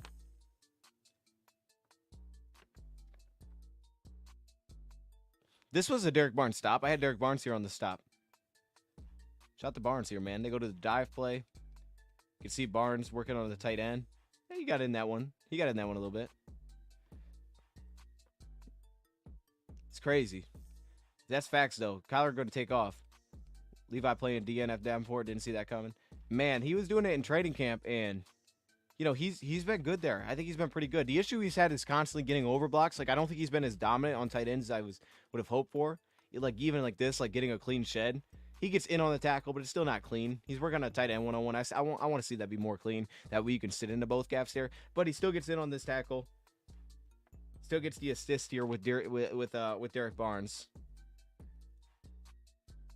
And again, is that Reader at the point of attack? Yeah, Reader's just living behind the line of scrimmage. Again, another broken play just like this. Like we did well. Play breaks down. The Lions go man coverage. Go cover 1. You can see it here. There's the robber. They step down. Everybody's manned up. And this coverage was good. This coverage was good because Carlton late on the play, he kind of like accelerates and takes away Jalen McMillan or I guess it's Chris Godwin on the dig route right here. Like, I like the coverage a lot here from Carlton. You know, he takes it away right here, which is where he feels like he's a threat. But then he spins back around, and because the play goes on so long, he ends up getting himself open. But Amik Robertson here on Jalen, he's got that inside help with Brian Branch. And then Terrion does a good job on this one. He does good vertical. Trey Palmer, had some issues with the bets. But Trey Palmer, this was good. This was good. You can see, the long speed concerns. He stays on top, goes at the hands. And Alex is just all over the tight end, which is beautiful too. Aleem held angle port. Yeah, so, okay, let's focus on Aleem here.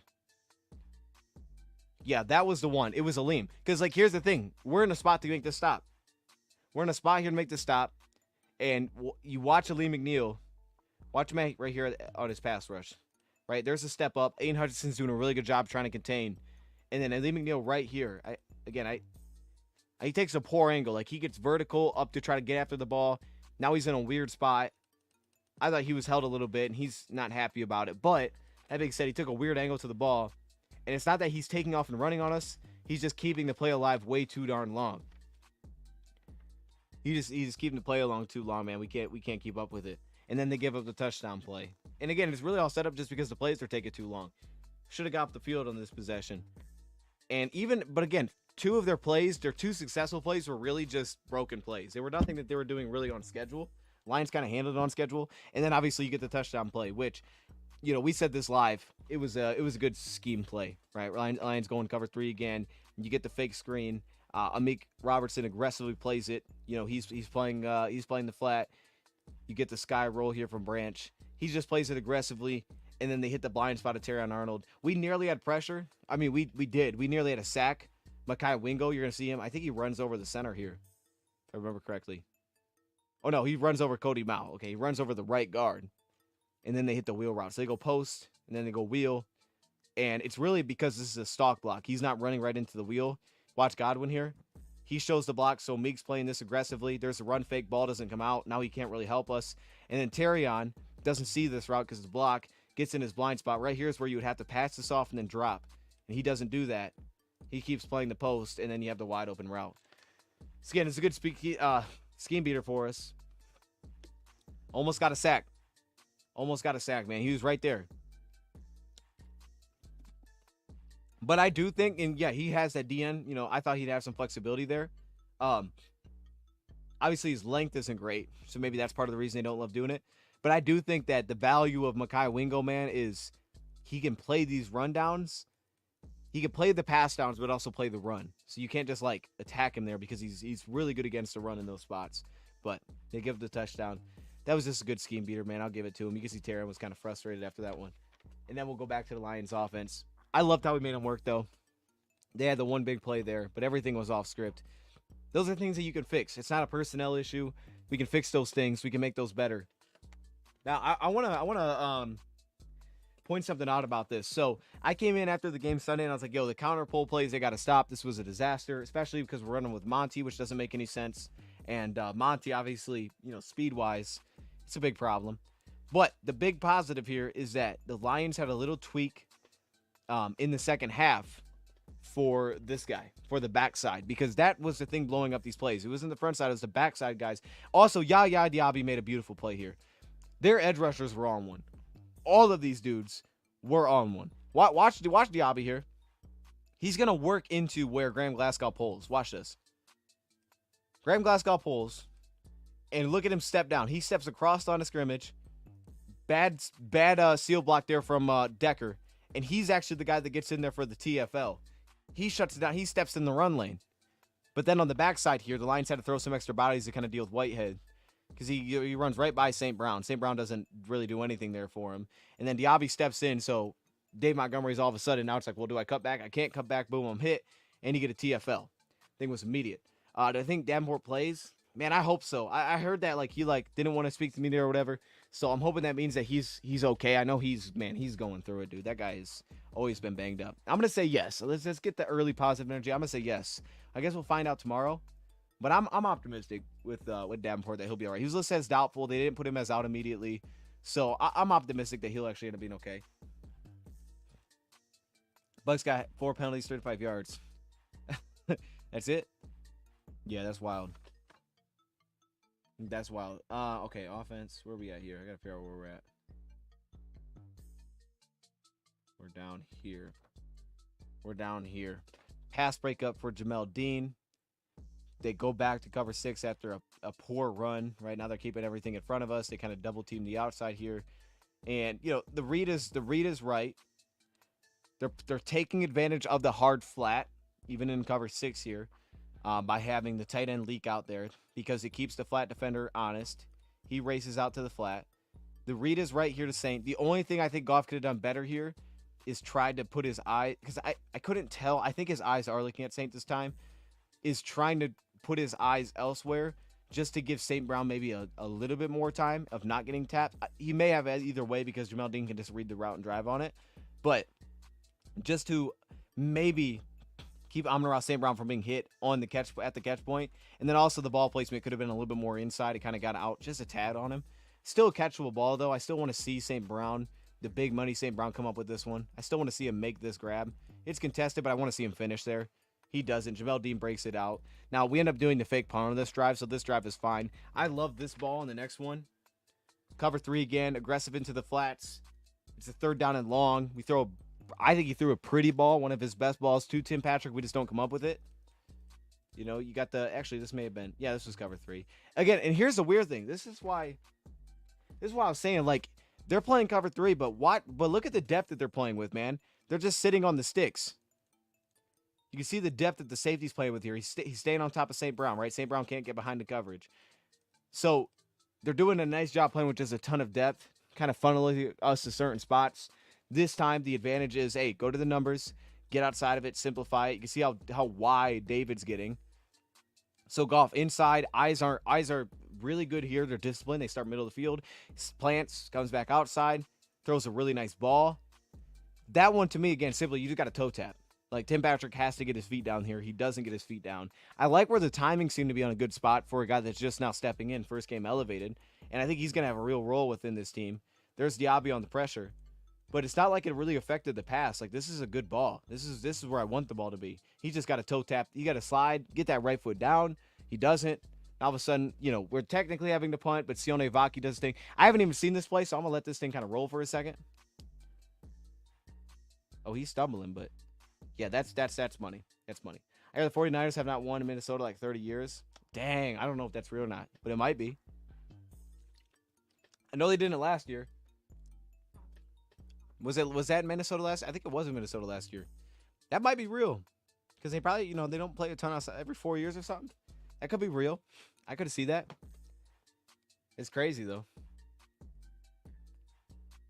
Hey, Minnesota's got the answers for that team. All right, so we end up picking up the first down, the fake punt. Then I had them. I think they started going combo coverage on us. Yeah, I think they started going combo coverage on us, where they were mixing like cover 1 and cover 3. Watch the bottom of the screen versus the top of the screen here. So bottom of the screen. Maybe yeah. Actually, I think it was this one. Bottom of the screen versus top of the screen. I think bottom of the screen they're playing zone. Top of the screen they're going to play straight man coverage. I think they were going combo coverage on us because you see David, he stays with the back. Obviously, you get Izzy and stepping down in the slot. They had some of these wrinkles for us, man.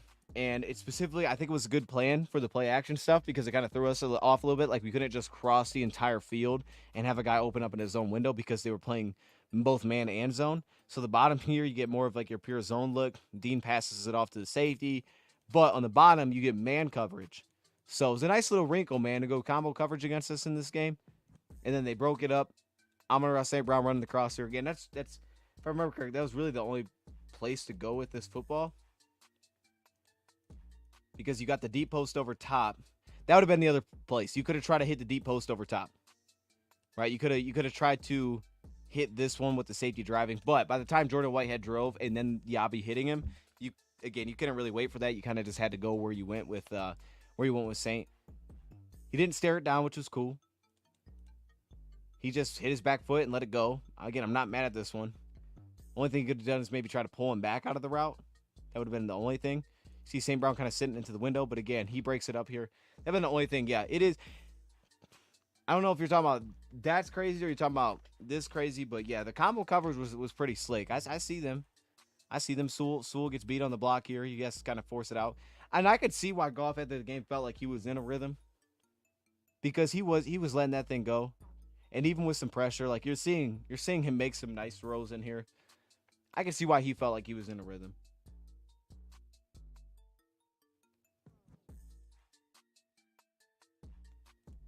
Because yeah, we go back to the pure for cover three here. We end up checking it down to Dave Montgomery, and here, let's just take a look. You can see Izzy and the depth that he's playing with. Lions go dagger on the bottom here with St. Brown. Izzy and wow, that's I mean that is tough. Izzy and broke on that thing, man. And then they do the little double move with Tim Patrick, which obviously we had the interception at the end of the game. Post breaks it back out to the corner route. End up getting the interception on that a little bit later in the game. But he finds Montgomery with the pressure, which was nice. Got the ball out of his hands, found the check down, picked up positive yards, which is what we needed. Again, look at them playing the flat here. They're not even letting Laporta get out. They're not letting Laporta get out there. And then we have the curl here for JMO. That'd been the only other place to go with this one. Obviously, we weren't making those plays, though, so we go underneath. And I think we lost the block again inside. Yeah, Graham Glasgow, blown block here from Glasgow. They cross his face. So Goff steps up, gets away from that. Doesn't wait for JMO because of that. Checks it down, picks up positive yards. Again, pass pro just not as good as I thought it would be. I just thought it would be better. What was this? Same play. We got headphones back on. Oh, this was the switch play. This was the third and short. Yeah, this is the third and short that was incomplete to St. Brown. One-on-one with Jamel Dean. But we knew we were going for it, so it makes sense that we did this. That we ran this. Again, I think that they were in another combo coverage here because on the bottom of the screen, that's why the drag got open. That's why the drag got open because they're going cover one and then cover three at the bottom here. So they're just playing zone here. I think that's why this ended up opening up the way that it did. But that being said, we go to the right side, or we go to the man side, and we throw the wheel route. We just don't come up with the football. Laporta would have been the guy open because of the coverage they're in, especially if they're playing combo. But again, another missed block in the inside, man. You see Aveda just working around. That's why Lions didn't want to get into obvious passing downs, definitely, and why they're getting the ball out fast, because of problems like that they were causing. And then fourth down, we went to the sweep. And this was really this was tight, man. We didn't get this by much. Sewell lost his block. I think Sewell pulls on this play. Monty gets 3 yards. He gets just enough. Yeah, there's the pin on Vea, which was nice. Nice little pin block. Sewell on Joe, this is not a good block at all. Like, bro, we were not blocking well, man. Simple as that, bro. We were not blocking well. Sewell pin pull block. This is not a good block on the edge rusher, man. He loses block very quickly. So, yeah, Laporta can't do it. Sewell can't do it. Not good. Pick up 3 yards. We just get it there. We just get enough. And then we go back to the pin pull stuff. We're trying to go wide. We're going everything wide here, man. We were staying away from the interior of this defensive line. This one was positive, though. 5 yards. Again, J-Mo on his block there, he kind of lost it over top, so he forces 2 guys to block him. It kind of limits us to 5 yards. But you get the pin down right there from St. Brown. They pull out Decker, pull out Graham. And I think this is the key block here. Laporta, not great. But he did enough. Slow start for Laporta. Is he healthy? I don't know. I assume so. I don't remember that there was anything before the season. Maybe I'm forgetting that came up with Laporta. Well, actually, Laporta did miss a lot of practice, I think. I think he was one of those guys that was missing a lot of practice. I mean, we did enough here for 5 yards. No fun with Vita Vea, but, I mean, man. No fun with him. Graham had no fun with him, and yeah, in a play like this, they're not in there, right? So, was he out there last play? No, he wasn't in there either. Yeah, they didn't go at it, and maybe some of that was a linebacker play. I don't know. Again, I could have seen them just try to get downhill. Like, this wasn't a bad run, though, so that's fine. That wasn't a bad run. And then this was the near interception. Now, hey, I'll give them credit, man, because this was This was a little shake-up coverage-wise, right? From what we had seen the first time that we saw this, safety starts to roll down pre-snap. We check into an offset eye. We pull the linebacker, and they kind of invert a Tampa 2 look here. This was slick. He said, "Bet US don't do player props." They do player props, but they come out closer to the game.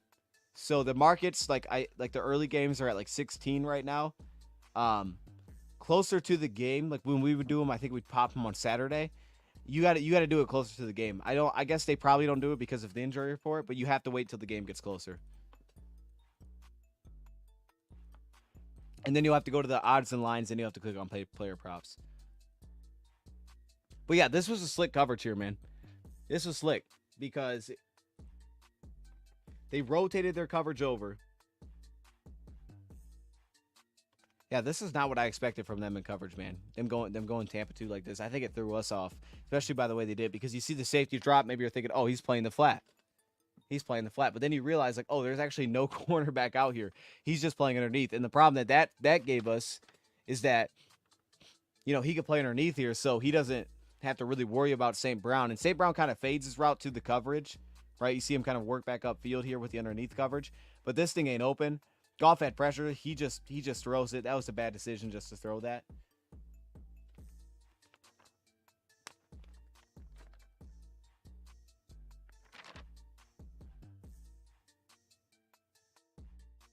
But there was really nowhere to go on this. I mean, there was really nowhere to go with this football, to be honest. Maybe you could have tried to come over here with it, but with the pressure, I mean, there was nowhere to go. Never say you're sponsored. They do. Man, I mean, that was crazy, right? That felt crazy coming out of my mouth, to be honest with you. That did sound kind of wild. It wasn't. I didn't have to pause on that one though. We was good there. But yeah, you got the blown block here, and then he kind of just forced this thing. If anything, it almost kind of felt like a throwaway. I guess he was just hoping that St. Brown would just kind of come back to the football and fight with him for it. But the coverage, I don't think is what he expected. I think that's what kind of got him into trouble here. See it right here. He just forces this thing to him. Yeah, so that was messy. But we did have a good adjustment for it. That was a messy play. We did adjust for it, though, and we came right out of half with a really good play for it. So now you go from 5-yard run, incomplete on 2nd and 5. This is capable. You're going to see the depth that they're playing with because, again, cover 3, they buzz it right here with their safety.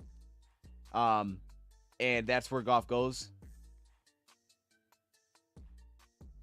They weren't going to get the first down, but this could have been a 4th and short. And I think, seeing this, knowing that they had already ran the sweep on 4th and short, they would have been cool with completing this pass because you throw it deep on 2nd down, you go underneath on 3rd and medium. If you complete this, you can go for it on 4th down because now they can't just play back.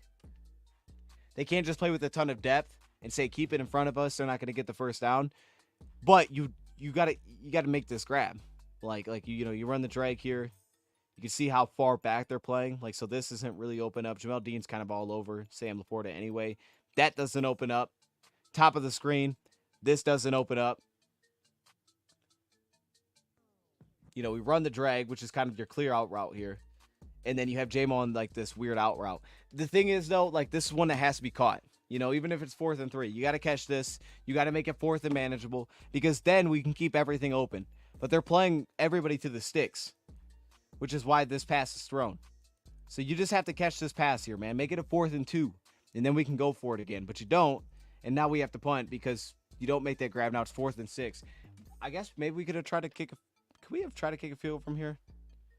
Maybe probably not. That would have been insane.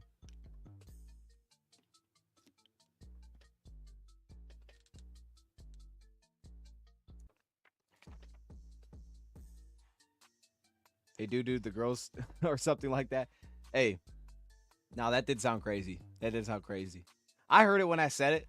I just didn't say anything about it. I knew when I said it, it sounded wild, but I wasn't going to say nothing about it.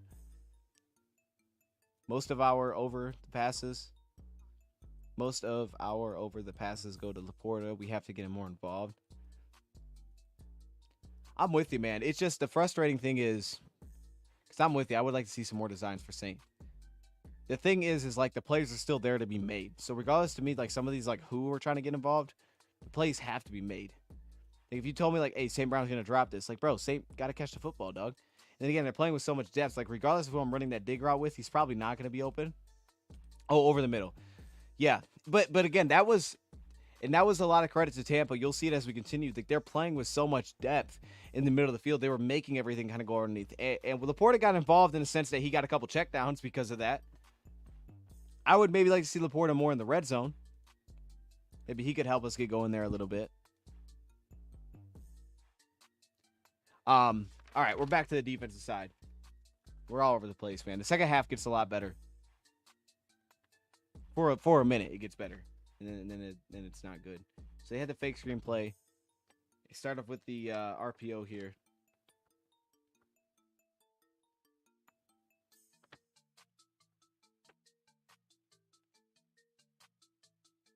Wait, did I miss the first play? I missed a play. Yeah, there was a sweep on first down. I just went right past it. All right. Yeah, let's go to the sweep first. We got the sweep first here. Jack Campbell with Brian Branch. Here we go. Again, the run defense was big time. They're going to pull their left guard and left tackle here. Jack Campbell does a nice job. This was nice because Jack Campbell's trying to open up into coverage, and then he doesn't. So he plays with real... I mean, Jack Campbell filled this quickly. Jack Campbell was doing his thing against the run. But, I mean, I don't disagree. I like to see Laporta more. Again, red zone for me specifically. Certain teams, I think, will give us the middle a little bit more. A little bit more, depending on what you mean by the middle. But, yeah, I think so. And they kind of got Laporta more in the action in the second half, which we'll see. My uncle had a quarter car wash years ago. They put in new vacuums, and his son made him put on the road sign, "Our vacuums really suck." Oh my goodness. Okay. All right. I see you. You missed the touchdown. Easy, man. I sent the link to your ex if you want to jump in here. I showed them the touchdown. I didn't have an issue with the touchdown. I just thought it was a good play design. The issue was to me the broken plays, because they had two big plays on that possession. They were both broken plays that just kept alive. They didn't really do anything outside of that, though. Defense had a really good game overall. But you'll see Jack Campbell here. Again, Hutchinson's riding the tight end. Hutchinson kind of makes this a mess, forces the kick out here. And Alex Fills, Jack, both linebackers playing on the string here.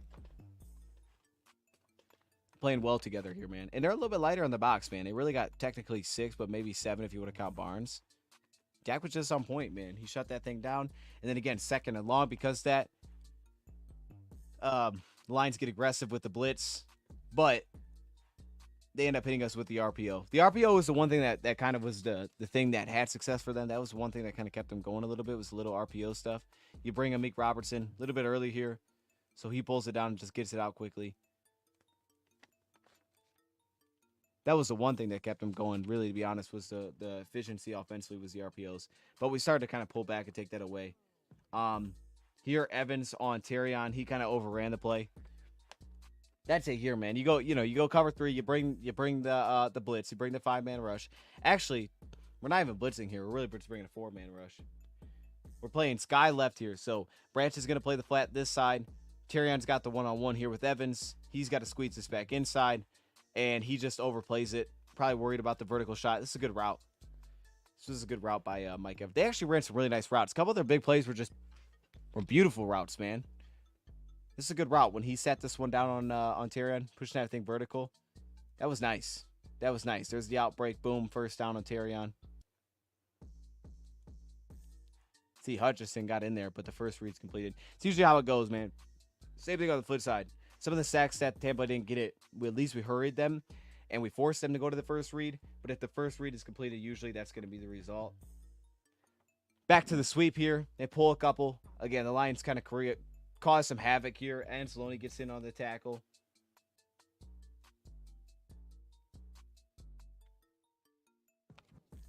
I think this was good on the backside here from Anzalone, man. Scraping through this.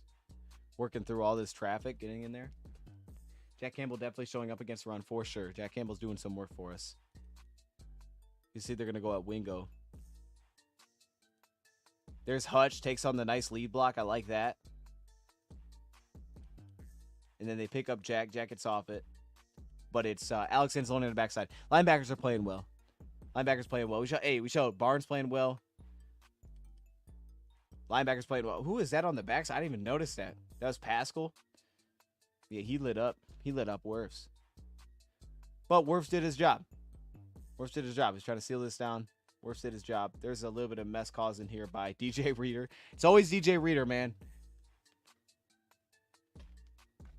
DJ Reader's a hard out for these dudes against the run. This guy is just blowing up everything. He's forcing everything to bounce.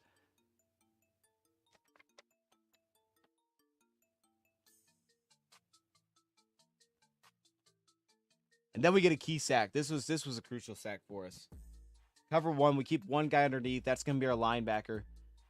This is something, too, I would say keep an eye on for next week is playing, instead of a spy, more rat coverage. That way you have somebody underneath. That can at least keep an eye on the quarterback a little bit. That'll be something to keep an eye on for Arizona. That will probably do something similar to that. But this was good coverage, man. This was good coverage across the board from our top corners here. Terrion Arnold out wide. This is good coverage. That's really tough to do, too, to stay outside on that one. You can see how fast Palmer's working through this. That was the concern about Terrion was, okay, hey, his vertical speed. Terrion's doing his thing, though, here. He stays on the outside, goes back inside. Usually that step back inside can get our corners into problems. Nope, he stays right on top of that. That's good. Carlton's in a good spot. His receiver falls down. He's doing his thing here. Look at him right here on Jalen. Jalen falls down, gets in his hip. Everybody does really nice in coverage here. So that forces Baker to take off, and we end up getting the sack. Shot to Josh Pascal. Well, I don't even know if this is considered a sack. This may have just been a scramble. Also, we had our pass rush front in the game here. Like, this would have been the play to run against here. A little bit maybe surprised that they try to throw this. The run defense was good on first down, but this would have been the time to try to run this. And you can see just good coverage across the board. He looked at it. He had a couple of options, but he steps up. Lions are all over it in coverage. Yeah, look at this one. Doing the thing in coverage. And then Pascal does a nice job getting off his block. Actually, take that back. That wasn't even Pascal on that play. I thought it was Pascal, but maybe it wasn't. Or actually, maybe it was. Maybe it was. Working through a couple blocks, spinning back into this one. Yeah, it was Pascal. Take that back. It was Pascal. I was looking at the wrong guy. And then this is where we get off the field. This is the interception. Shot at the Brian Branch here. Straight cover one. Not a lot of trickery with what the Lions are doing here. Straight cover one. Hey, look at Terrion. So this was cool too, because Terrion, we talked about his transition ability a lot when we went through the draft process. That was my favorite trait that he had. And you'll see some nice recovery. Watch him on the top here. I think he's covering like a in-breaking route here. No, not, well, yeah, a late dig. But this was really nice coverage from Terrion, man. And it really came back to the recovery on the top. See his footwork, the quick feet, bam, right there. Recovers, opens back up. That was nice. That was nice. That would usually get us into trouble. That was nice. You talk about the quick feet. And a lot of times, this is the kind of thing they're going to do to you. Stays on top, it stays on the hip, transitions, rolls with the route. That was really nice. But the interception was Brian Branch. And you had Carlton Davis working here on Mike Evans. He got pushed off at the top of the route. That's where Kirby needs to step in because, again, you're trying to work this to the help. And Terrion really doesn't have any help here, which is why he's playing outside leverage. He's kind of forcing this thing to the sideline. Terrion's the guy that's really not playing with much help. So he's the guy that's the key on this play because Kirby steps down with Carlton. Amik does a nice job. Brian Branch steps over the route. Those guys kind of run on top of each other. But, again, beautiful coverage. And Ali McNeil is the guy that ends up getting pressure here. Working on their left guard. Boom. There's the walk back. Pushes him into the pocket. And the Lions come up with the pick. That's really cool to have that. I think for the Lions, they kind of have a staple defensively. It really is exactly what we talked about preseason. Like the run game is kind of our man coverage defensively. We can kind of just go to man coverage and play man coverage and take away your options because it's not a zone beater. There's just nobody really open. That's beautiful coverage, man. All right, let's flip back to offense. Make sure I know where we're at 34 here. Start off with the sweep. Okay, so again, we're running on first down. And this was a good run. This is a good run by Dave Montgomery. There's the sweep. Boom. There's the pin down block. That was good from Laporta. That was a good block by Laporta there.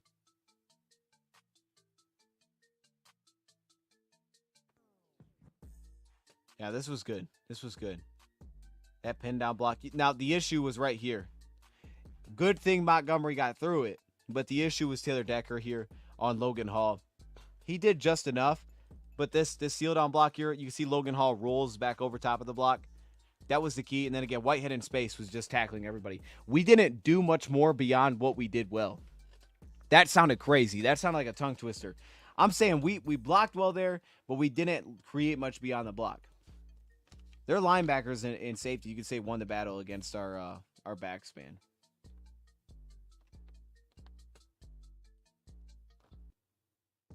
Again, combo coverage defensively. I think that's what they were doing. They were playing combo coverage. You don't get that a lot, but the Buccaneers were getting into that. You can see it right here. I think that's what they were running. Because at first I thought it was straight zone coverage and maybe that they were just playing match. But usually when you match coverage, you match on both sides. Maybe he didn't match because of J-Mo's route. But I think that they were playing straight zone over here. You can see the depth that Zion's playing. Zone to the field. To the boundary, we're going to play man.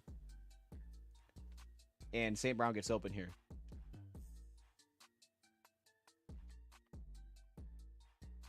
This also could be more of a straight cover 3 look. And I think this was man with the inside help. And then St. Brown gets open. Knifes upfield. This was good. This was really a good drive the Lions put together. Lions put together another good drive here. Last one stalled out. This was a good drive the Lions put together. And then they end up getting into field goal range, and we know how this one ended. But this was nice. This is one of the times we actually made a linebacker miss, too. Which was great there.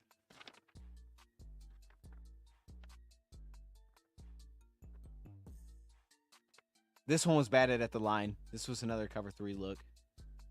You can see the read was fine. St. Brown was end up just basically pitting a pick play. Again, there's really nowhere else to go with the football here. There's really nowhere else for Goff to go with this football outside of where he did go. You know, hard flat. They stay with Jameson. You try to run the corner route here with Tim Patrick. That's not open.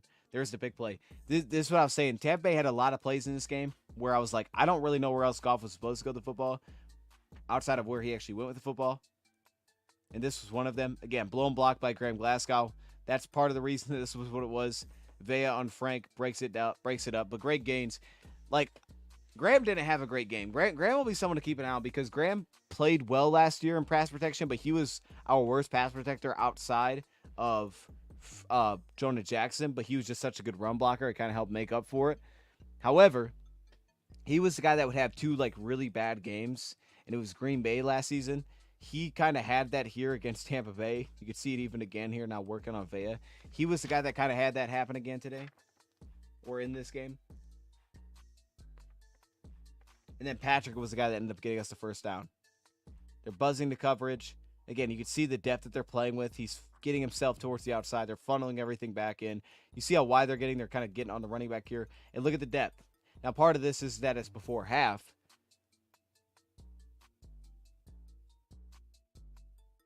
But there's really nowhere else to go with the football outside of going to Tim Patrick on this drag. Lions were creating some options here. Like maybe you got to try to get over top. But this was just a lot of depth and coverage, man. They did a nice job in coverage. Forced the check down, man. They kind of funneled this thing right to the check down. And then David Montgomery swings out. He's not there, so they have to go underneath here. Boom. There's another missed block. Graham Glasgow ends up on the ground. He was struggling, man. You could definitely see why it was difficult for the Lions on obvious, like, hey, we have to get into the end zone. We're throwing the football. Why it was difficult for the Lions to get downfield. You can see why that was the case. Tim Patrick, though, he did his thing. He got upfield here. He picks up the first down. Lions go back to the run. This was a good block here by Taylor Decker. You're going to see Taylor Decker on the seal here. Taylor Decker seals this up. Honestly, I guess, I wanted to see maybe some more inside runs. The Lions went instead. They tried to just kind of get everything to the edge. That was the game plan coming in clearly here. Vita Vea. My goodness, that was a mess. It makes sense why they were trying to get everything wide. because now you have Frank Ragnow trying to reach the block here for Vita Vea, like this. He's trying to get back over top. But Decker does a nice job on Diaby. He does enough. Receivers are actually blocking well in this play. And they end up allowing us to get up there, pick up the blocks, pick up a nice gain, and then you get Goff on the scramble. This was pretty ugly. Yeah, I ain't gonna lie. Hey, look, Goff had his nice run last week. I had him going for 100 rushing yards. That didn't happen. May have been a little bit of, I was asking for too much there. That's true. Graham Glasgow loses blocks, but watch them in coverage here, right? They're going quarters coverage again once we get inside the 30. Look at the coverage in the back end. Who's open? Like, there's really nowhere else to go with the football, even if he had time on a play like this. But, again, another blown block here. I think this was Vea on Graham Glasgow. Yep, right here. He beats him, like, immediately. I mean, he's got the dude spun around. Goff didn't even have time to try to look for anything. You got the aggressive safety stepping down on Laporta, takes him away. So, again, even if this would have been the play to try to get to Laporta, with the motion of St. Brown, maybe you get a sense that the safety is going to drop out. That would have been the place to try to go here. But St. Brown is taken away. Laporta gets stepped down on. Bro, nowhere to go with the football, man. And that's the depth they was playing with. And I think Easy's in the chat. We're gonna get Easy in here. We're gonna have our second break because we're about to get to half. This will be our final drive. But I'll get Easy in here, man. As we go into our second break. Hey, Easy, you getting hooked up? I'm gonna do our ad read, and then we'll get this thing back to go. Okay. Well, let's hop out Easy. We'll go to our second read here. Again, hey, we're about 2 hours into this thing. Where are we at time-wise? Dang, we got to get rolling here. But we're also about to halftime here. And this will be our second break. Hopefully we only have one more of these. But let's give a shout-out, man, to BetUS. So someone asked about game props. I'll kind of give you a peek in how do you do those. This is the game props here. Again, we're not using a link anymore, so all you got to do is use promo code BetUS, or not BetUS, I'm sorry. All you got to do is use promo code YouTube150. That's universal. The creators are using YouTube150. So use that 150% deposit match, first 3 deposits, up to $2,000.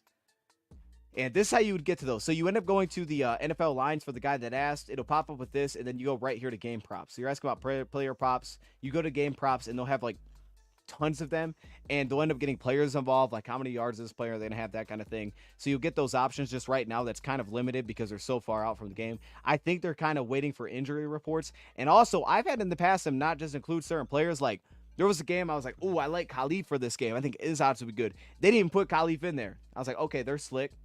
They're slick. I see what they're doing. But they also had this new feature that I think was added last year, which was their props builder. Again, I'm sure you'll have to wait till you get a little bit closer. But if you go to the props builder, you can kind of create your own. So we go to NFL here, over under passing yards. We add one of those. You can see where we're at game-wise here. We have the Patriots and Jets are the only option right now.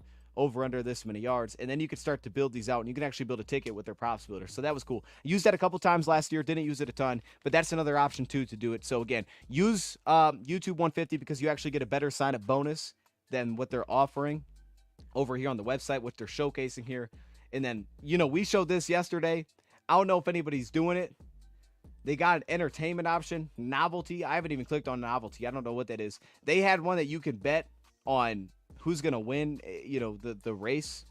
Wait, where was it at? Hold up, let me find it. I want to find it because I'm not going to remember what it was called.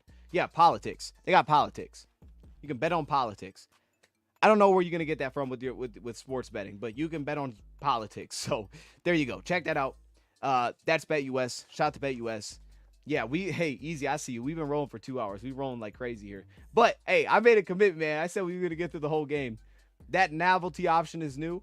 Okay, wait, hold up. As we get Easy in here, before we do that, what is novelty? Because I haven't looked at this one yet. Novelty? Novelty? Yeah, I don't even know what that would mean. I don't know what that would mean either. They got snooker. Easy, what's snooker, man? You ever been on snooker me, a little man? bit? You kind of hey, chat, who's getting into snooker a little bit? Oh, is this golf? Win the outright, the Masters 2025. That's golf, yeah. That's what snooker is considered? I think. I mean, I could be 100% wrong. Oh, it could be the name of the tournament, or no, it says Masters right there. I think I could be wrong. One time I bet golf and it allowed me to pick like 5 different people. I had to pick like 5 different like guys because like anybody can win golf. It's like it's just different every time. Okay, no, they are separated. Yeah, here's the golf major. Snooker is a British pool game. See, look, bro, there's tons of options here, man. Maybe stick with golf. Maybe, assuming most of y'all in the chat don't know what this is. Ken does. Maybe Ken can get a little, creative here. I'm not gonna be It's that guy. brilliant. Yeah, hey, so we're gonna get off of that. Let's bigger table, no pockets. How about blocking your opponent? That's crazy. I've never heard of that before. All right, Easy's here, man. I said we might get Easy in. He's here. He'll be here for the kind of the second half. I don't know how long he's gonna stick around. That's cool if you want to step out because this thing is taking 2 a long hours. time. You're a Yeah, madman. we 2 hours in. We only about halfway done too. That's the crazy thing. Easy, man. I'm gonna do this because you're in here. If there's any like specific thing that you came in that you want to look at, we can do that. Um, and just kind of bounce around a little bit more rather than what we're doing. I had a couple plays starred, but I was gonna roll through the whole thing anyways. So I'm gonna open it up to you, man. Unless you just want to kind of roll with this with us and then see if there's anything that pops up to you. I had a question earlier that I texted you and AG actually. I got my answer. I feel like that was on Terrion a little bit there. The touchdown to Godwin. Yeah, Um, touched on the God one. Okay. for I'm gonna go back to that one. from you watching that back, that one's on Terrion. I'm assuming. I mean, I think another way too. You could. Oh, this was a scoot play for Goff. Okay, we see you, Goff. We could jump off of this one and then. Hey, No, we can I watch saw this. I you. mean, hey, You let's get J. Let's watch JG you on the brought ball. this one up too. What? Yo, I was because I remember Quarterback. sitting here live. Like I'm like, bro, what player are we gonna run for this situation? We got no timeouts, and then we do this. We know what's crazy is I'm pretty sure I could be wrong, but I'm fairly certain to seal a deal for the NFC Championship. Or I'm sorry, for the Super Bowl. I think it was a golf option when he was with the Rams. To get to the Super Bowl. Yeah, they need like one more first down. They run out the clock. It was a golf option or draw. Yeah, But it's I think you're. I don't right. hate this. No, who sees this coming? You know, No. Yeah, no, you're right. And then look, this is a good block from Laporta. Laporta's amazing freaking out block Joe from here. Porter, keeping that man alive. That was slick. All right, yeah, let's go back to the touchdown. Let's gotta find it. I think I had it marked, but it's on the other notes here. Yeah, can I mark on this one? Let me see. Kind of have an idea. I think if we like click around, we'll find it. Are you using the new one that we got, or are you using the? No, I'm not. I'm just using NFL Plus here. Okay. Yeah, because I had some of the plays noted. Have you used the You new thing can- at all? You just noting like what they're called, or is there actual like save button that I don't know about? No, I was like, there was a couple plays that I liked, so I would like star them, and then I write the Okay. time of where they're at. But yeah, I didn't do that out here. Let me just slide it here and find it. Yeah, that one I was curious about. And then yesterday I started. I watched obviously every JG thing because I was trying to figure out what the hell was going on in the offense. There were some bad play calls, but also I feel like Goff was missing Laporte in the middle quite often. Did you notice that today at all, or? You so you're saying that you thought there was a couple plays that were missing open here. Did you I didn't notice that a ton, to be honest with you. All I noticed was they were just playing incredibly deep. But was that second half, first half? Do you remember like maybe when you were seeing that? First half, yeah. Oh, first half. Okay. I was disgusted. I didn't make it to the second half. I was like, this is crazy. I just felt like they kept trying to play vertically. And I just don't think that's Goff's game. It's not our game. Like our game is to pound the football, get you to stack the box and be scared of the run, and then throw it. And if we're throwing, typically it's across the middle. And when I saw the numbers, I texted you and the boys and everything else too. I was like, man, it's kind of crazy. Like teams are playing 80% zone against us versus like last year. Only 2 games in, but that's kind of crazy. And we talked about that last year in the middle of the field. I want to see if that was an issue, but I don't think it is. I don't think it was. I think we had opportunities and Goff just kind of missed them.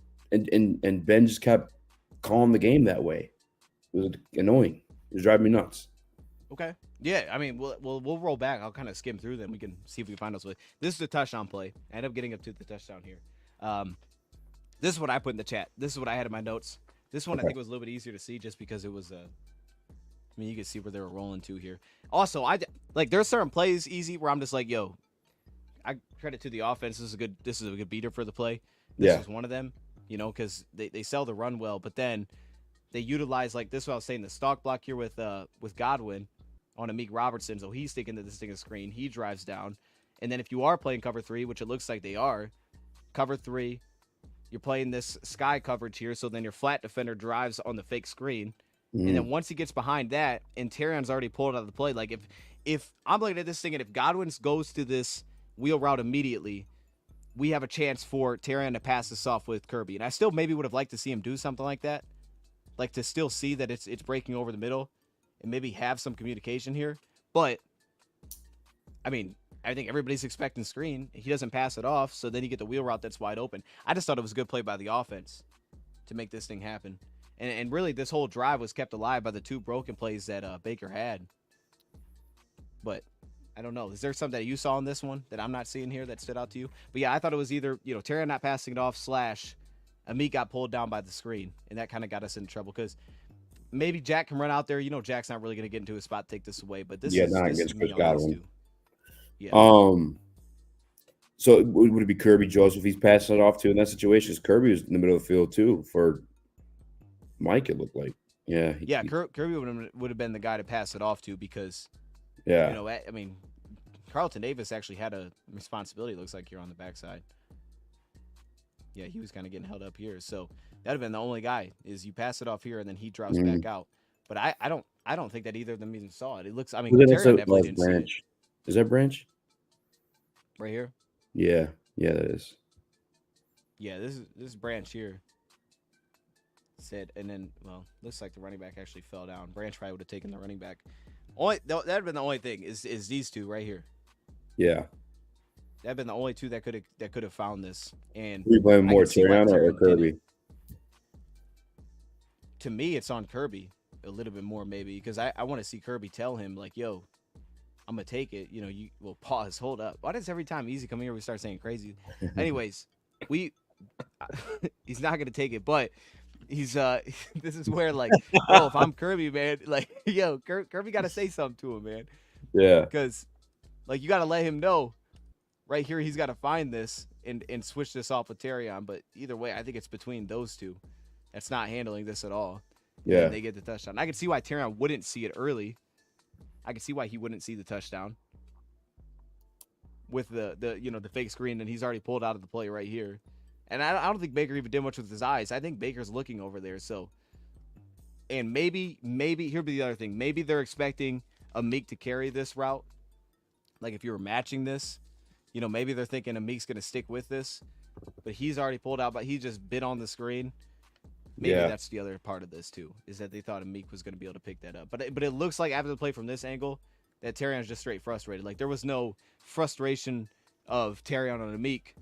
It was just Terrion just had that sad walk back. That's what that was. No, I'm with you on that one. Yeah, I was curious. I know NFL Plus for some reason they credited Jack Campbell as the cover. I just didn't know if that made sense for him to come out of the middle of the backfield to cover the deep third against Godwin of all people. So I was wondering if it was Terrion too.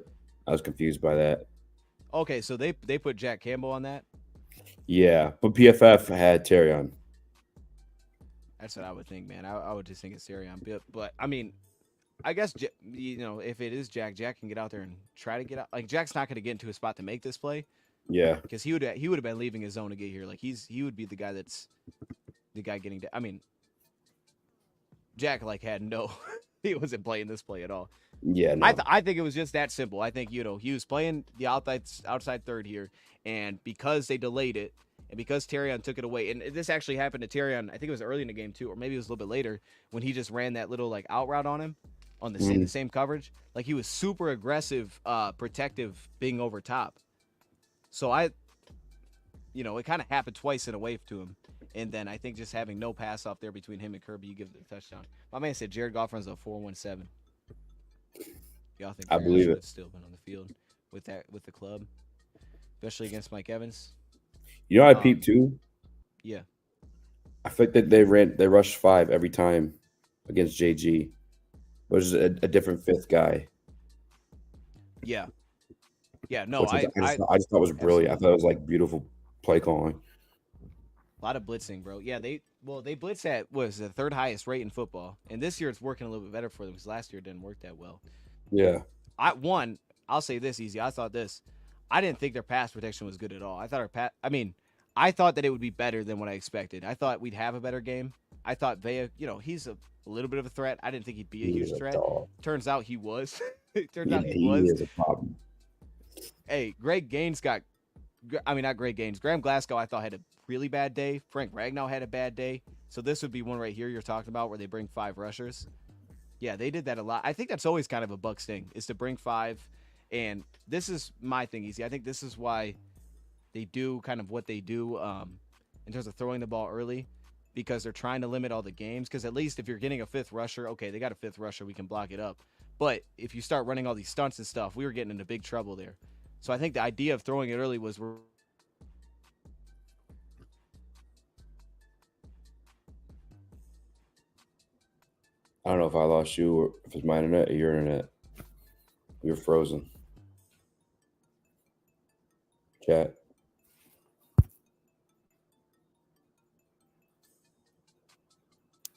I don't know if it's me or him.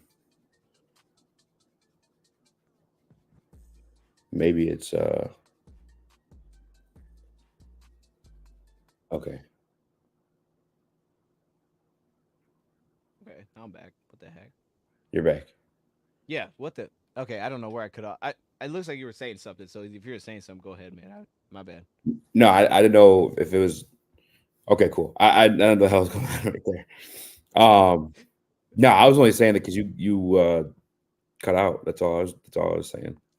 Okay, I don't know where I cut out. All I was saying is to the point you said, 5 rushers. Here's one of the plays where they were doing it. Yeah. And I know that Tampa Bay they usually blitz about half the time with Todd Bowles, so they usually at least have number 5 coming. They had a couple 6. Here's what I'll say. I think what I've seen now between the Rams and Tampa Bay is that everybody's blitzing our play action looks now. Like nobody's sitting. And we'll see if this continues. But I think every time Goff turns his back, they're bringing an extra rusher because I think what they're doing is they're trying to make it uncomfortable to the point of, at very least, if we can potentially take away the first route, we may not always be able to, and we may like I think in the past every time it was a play action play, it was like at worst we were getting a check down if you're playing zone and we're getting something positive, but we're really not getting negatives. Like Goff didn't really have negatives in play action stuff unless someone would jump a route and pick it off. But now I think they're looking for maybe they can try to create a negative in those spots. And just like the one that he threw, where it was not only did they bring a blitz, but they also had like a super creative coverage where he kind of just threw it out there late and you're like, oh, that could have been a pick, and he drops it. I think teams are thinking like if we can maybe at least get one negative on those plays, that's a win for us because we know that's that bread and butter for them. So if we can create a negatives there versus in years past where teams would bring 4 and Goff has all day to stand in the pocket, maybe that's the advantage that we can create is we can at least try to shake something up in those spots. That's where I've noticed it. Yeah. But you're saying you just noticed it in general all the time, the 5-man rushes. Is that what you're Yeah, saying? it's people 5-man rushes. And you thought that gave us trouble? Is that what, Yeah, I think or you it just gave him a little noticed bit of it? trouble because it gave everyone just one assignment versus helping each other out. Being Yeah. able to double on some guys. And look, man, I like the I thought the second half, and we can jump into that because you're here. That way we can kind of talk through the new things. But I thought the second half, like they actually came out with a really good plan because the one play that threw him off was, I thought the one where I think you know what I'm talking about. I could show it where he drops the interception. Whitehead does, and it was a play action play, and they brought the blitz, and he kind of just throws it out there, and it was definitely not open. But I thought it was the mix of their blitzing, so Goff is having to get the ball out a lot faster, but also they went to a coverage that was not expected when he drops back. So now it's like, okay, well now if you can take away just Goff being able to sit there and relax and wait for something to get out. If it's not there and just check it down, it's like teams are taking that away and now they're forcing him to almost just go somewhere with the football. I think that's the difference between what it's gonna. I think that's what teams are gonna do going forward. Is they're just gonna play we're gonna bring an extra rusher and we're just gonna see if we can create a negative here rather than because you're too comfy in every play action look. Everything is too comfortable for you. So we got to make something uncomfortable. So I'll go to the second half, but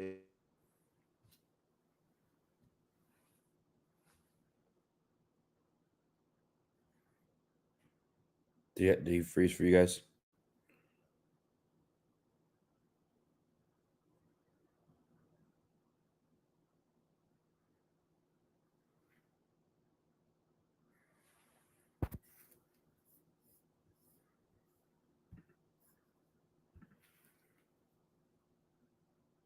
Dose.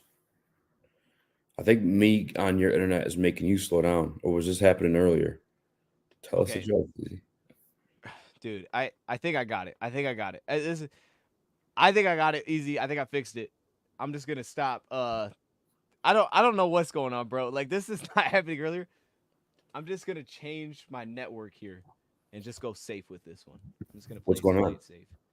I don't know. I got the Ethernet thing, and it's like it's usually been good to me, but for whatever reason now it's cutting out. So I'm just gonna go back to Wi-Fi for this and Is it just my see if it fault? like it's your fault, but I wasn't gonna say that. I was just gonna blame the internet. So it's I could go back in the comments. no. All I'm saying now is I'm gonna go to the second half and just start walking through. But if there's another play in the second half that you wanted to see, we can pull it back to the second half or the first half. There's plays that you want to talk through. Because you said that you noticed your thing in the first half, but you also said that you didn't see the second half yet, right? Yeah, I didn't watch much of the second half. But the first half, I feel like Laporta was there. I'll send you some screenshots. But yeah, Did you already put them in there, and then we can go to those plays? yeah, here Okay, we'll do that. they're not time stamped though. That's But I cool. mean, I'll just send them. I wish it'd You let me just send texting them all to of me, or this. you putting them in X? Yeah, I'll just want me to send them an X, or do you want me to text them to you? Put them in X. I think it'll make it All right. easier. Wow, I think that's the first time I've ever purposely called that X. Yeah, yeah. I Weird. think yeah. I'm like trying to force myself to do it, but it just sounds weird still. Yeah, one of these It just actually sounds is weird. not. One of these is from Stick. Hold on, let me make sure I'm sending the right stuff. Okay, because I see All right, the yeah. So first one. that I know first which play that one, one is. never mind that first one, but We the did throw last it to two. Laporta. Yeah, the last two you said. The last Oh, three. okay. Okay, yeah, they had the Switch one. Okay, we talked to that one. That was cool. We'll look at that one. And then I don't know what the second to last one is, so I'll have to see if we can. Yeah, let me I try don't, to I send don't that know one what play again. It that like is. sent us a link. It's weird. It's all Or right. did it I'm come looking. through? I just don't know what play that's from. So I have to. You're good. Did it come through as a picture for you? Yeah, yeah. I see him as pictures. I Okay, see the cool. one that you circled with the red, so we can we can go to that one because I know which one that is. That was the Okay. switch play. That was the third down that we went for it on fourth down. That was similar to the Buffalo one. I think that was the exact same play we ran against Buffalo on Thanksgiving. That play that you sent. Let me go back. It's the drive before. Boom. Oh, was that the play right there? I believe Oh, so. Yeah. oh shoot! Why'd I move it? Okay, hold up. I didn't realize it was playing. I was looking for it. It's also crazy that you know exactly where these are. I mean, you don't have to give you too much credit, easy. We did just go through these, No, but that's insane. You're a sicko. dude, freak, That's a dude, we've been live for 2 hours. Yo, hey, this is all we doing. I guess today. This is what we doing. I'm my, gonna my, miss my brain would practice a be little. fried if I was live for 2 hours. My brain is fried a little bit. You go live for 2 hours every day, easy. Don't do that. Yeah, but I You go mean, like the 4 film hours a day. study is different. I mean, I guess you kind of it's a timely thing anyway. I guess I'm Yeah, giving you credit no, for it that. is. You you, It is you kind of. are Appreciate it. you're good at what you I'll do. go to the play. This is the play. Now. Here's what I'll tell you. So I don't know if this was the play. I don't know if they ran it on this play. But one thing I'll point out is I think that Tampa Bay started, and we showed a couple times, started using some like combination coverage where it wasn't like they were just running like we're just gonna run cover three and we're gonna take the like they were playing half the field man, half the field zone on us. And Yeah, I thought they did it a couple times to play action too, which was kind of throwing us off a little bit at times because we weren't able to like just drag someone across the field into a zone spot because they would play both. I think this is one of those times where maybe they did that. Like here they're playing man, and on this side they're dropping in a zone, so they're going cover one, cover three here. I think this is one of those plays possibly where they were doing that, but actually, it may not have been. It may have just been straight man here because it looks like they were just late to kind of pass this thing off. So this is the one that you saw Laporta open, and we took the shot here to St. Brown. yeah, and I get like certain plays, certain guys are your first read, and some guys just a dig, certain players out. But there's a lot of plays like this, Dion, in that first half where I think traditionally, not traditionally, but how we played last year, like that's a Laporta throw, and the ball's out. Last year, golf had like one of the quickest release times. And I hate for some reason people try to point that out as an offensive line stat. Sometimes offenses are designed to get the ball out quick. Like Yeah, our guy, God bless him, doesn't move. So you have to get the ball out quick. right. And Yeah. for So some reason, I yeah, don't know because the safety was out, the injuries or whatever, but I feel like we kept trying to go more vertical than what we've traditionally been. If that makes sense. right. Yeah. Okay. So I really want to figure out what these other plays are that you're sending me or where these are on, because the thing with this one is I think this one's first off, I think the fact that they went for it on fourth down is the reason they took the shot. Because I think if they had the mindset of we need the first down here, this wouldn't have been the play call. Like I don't think they would have ran this. Which is why later in the drive I think that they went on a 3rd and 6, and the only guy open was St. Brown, and they threw it to him. And he was like 4 yards short or 2 yards short, 3 yards short. Is because they would have probably went for it again if they would have gotten that completion to Saint, because they would have said like, hey, shorten enough where, because I think the issue that Tampa Bay was getting us in is anytime it was 3rd and medium, they were playing the sticks so much that everybody was playing so deep in zone that the only thing they were giving us is they were funneling it like it's got to be the check down. So I think the Lions got to the point where on this drive they're like, whatever, we'll just go for it then. We'll take the check down. We'll make it 4th and 2. Then you can't do that, and now we're gonna force. Now we're gonna just go for it, and we're fine with that. But this one, I personally, I see what I saw him wide open too. Yeah, I thought maybe it was combo coverage, but this may have been. See, I thought it was right here because he let him go. Maybe it was just man, and they just switched it off, and they were just slow to do it. I didn't have an issue with this one because kind of to the point that you said, it was like if you're gonna throw this past the Saint, you kind of have to make your decision immediately. So you're either gonna throw this to Saint or you're not going to. And I think holding the middle field safe, he's taking the shot regardless. Now you could see it right here and say, okay, the pick that we were trying to create with JMO just didn't work as well. Let's not throw this pass. But I think because they had the mindset they were going for it on fourth down, it's kind of like if you remember the touchdown last week was on the 3rd down too. It's 3rd and short. We went a double move on 3rd and 3. It's like that's not normal. Why would you run a double? Because I think they had in their back mind that they were going regardless, so they were going to take the shot. Who did That's they how I throw that look at to? that. Which one? The JMO one or this one? This one was the No, Saint. Saint. All right, Yeah. let me check something. I'll find out. I want to say the down. Does it say at the sideline there the down distance there? That's a third down. You said. No, but I have it in my notes, so I can should have my notes. Yeah, it was. It's a fourth and oh no, it's a 3rd and 2. 3rd and 2. And Yeah, then they went bro. for it on fourth and It's two, and they picked it up. 3rd and 2 right there, brother. Like take that. Get the first I think down. that's why they didn't take that. Makes no sense. On third I think down, and you I have your think first because down. they knew they were Go right going. there. That's why I think they didn't throw it. That's awful. Is that? I'm sorry. No, I you're can't. right. Like, there's no doubt that this guy is wide open. There's no doubt. I just think that's why they're, because it's like, why else would you? Why would this even? If the Lions, to me, if they were saying we want to get this first down, that's priority one. Why would you even have this as a concept on the field? Why would this Yeah. even be an option? You know what I mean? It's like, dude, you need 2 yards. You don't take a shot play. That's why I think because they knew they were going for it on fourth, is that they threw this So because like they this knew they were one, going for it. So they're going to try to take advantage of we can get a one-on-one shot play. So but we're if going to you take know a you're shot because going you're for it, like, why would you protecting. just sacrifice a down like that? Like get the first down. I think that should be number one priority, both on Ben Johnson and Goff at that point. Like, Hmm. I I don't think know. what you're saying makes sense. I don't disagree. I think what you're saying makes sense. I just think that maybe the Ben thought this was an opportunity that, hey, it's 3rd and 2. We're going to get them aggressively here. And actually looking back, I don't think this was one of the combos, but I think they were just playing man. They're going to play cover one. So this is a chance to take a shot play because they're protecting the sticks. So this will be our chance to say we can get the shot of this because this is 4 down territory for us anyway. And I think in Yeah, the back of his mind, he's saying, I don't need the first down. We're going to see if we can get a shot out of it. And I think it's similar to last week because I think Jamos was 3rd and 3, if I remember right, but it may have been different.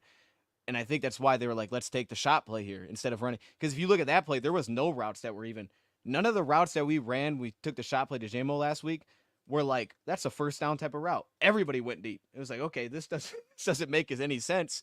But I think, again, it's like a similar situation if we're going for it anyway. So this is our chance to get the shot play because Tampa Bay really did a nice job of taking away any of our big plays, like to what you were saying, like the depth and stuff. They were just like, we're gonna funnel you everything underneath. We're not letting you have a game breaking play. So I think that's why they took advantage. But I don't think you're wrong for saying what you're saying. And maybe you see that the rub route is not there. You just say, I'm not gonna throw that. I'm gonna check it down. I just had the feeling that this was a design. We're taking the shot all the way here, and we're just gonna see if we get it. If we don't, we're going for it because you're on your own side of the field, and you can see like, yeah, the next play they went for it and they got it. um, But yeah, I want to know where those other plays are because I can see what you're looking at there. Where yeah.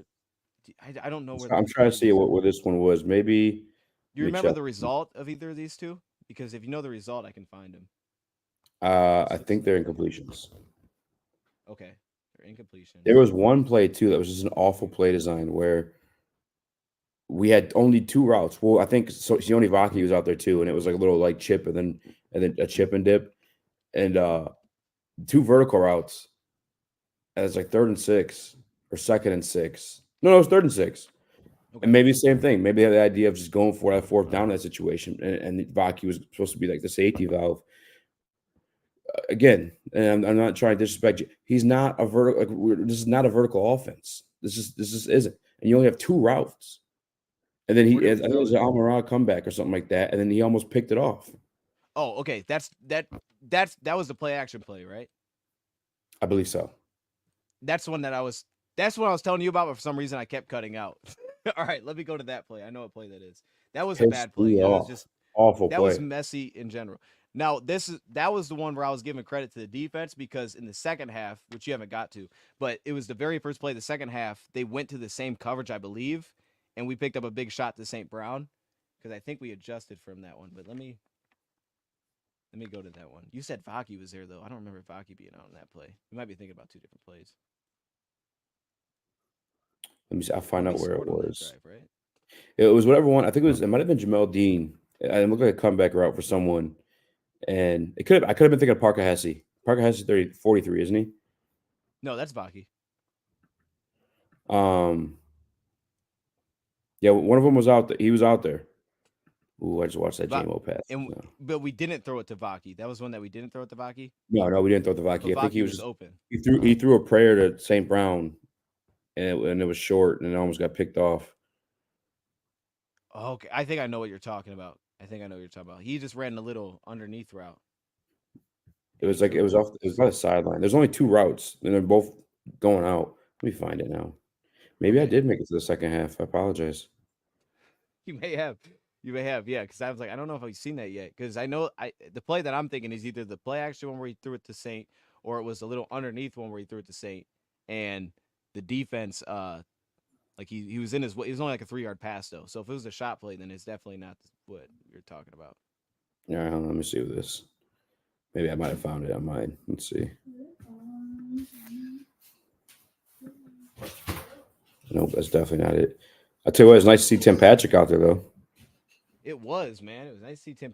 He's gonna be a big part of this team going forward for sure. Yeah, Because they were really getting him involved. Like it wasn't a like give him a couple snaps, let him block. Like Tom Kennedy, like they were actually going to him. yeah, Speaking of, in right clutch here, situation too. yeah, like this. Like he's got a roll. You know what? I think I can actually just download this one. Give me 1 second.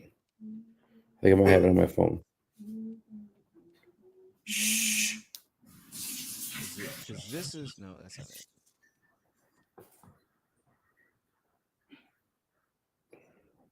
I'll find it. Actually, and here's what I'm gonna do too while we're doing that. You're looking for that because Yeah, we haven't got this. We'll go to the second half in a sec, but I I want to. apologize. No, you're good. I want to go to the last year's game. I think that's week 12. Nope, it would have been which week is Thanksgiving? Is that week 11? Week what 13? Thanksgiving 2022. Last year. Trying to Oh, see last year. what week do we usually play on Thanksgiving? 14? Mm, who did we play last year? The Packers. Week 10, maybe. Oh, you know what? You're right. It is 2022. Yep, it's 2022. Yeah. It was like week 12 then. I had the wrong year. Yep, week 12. There it is. I'll go to that play. Show you what I'm talking about.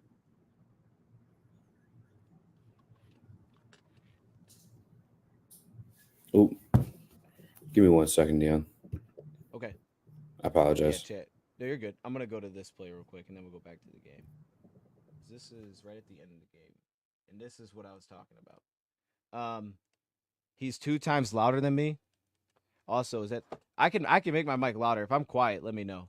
I can make my mic louder. That's probably part of it. Let me see. I think it was right here. Nope, that's not it. Was this it? Nope, that ain't it either. This was right here. Very similar. Yeah, not the same. Not the same. I was remembering it wrong.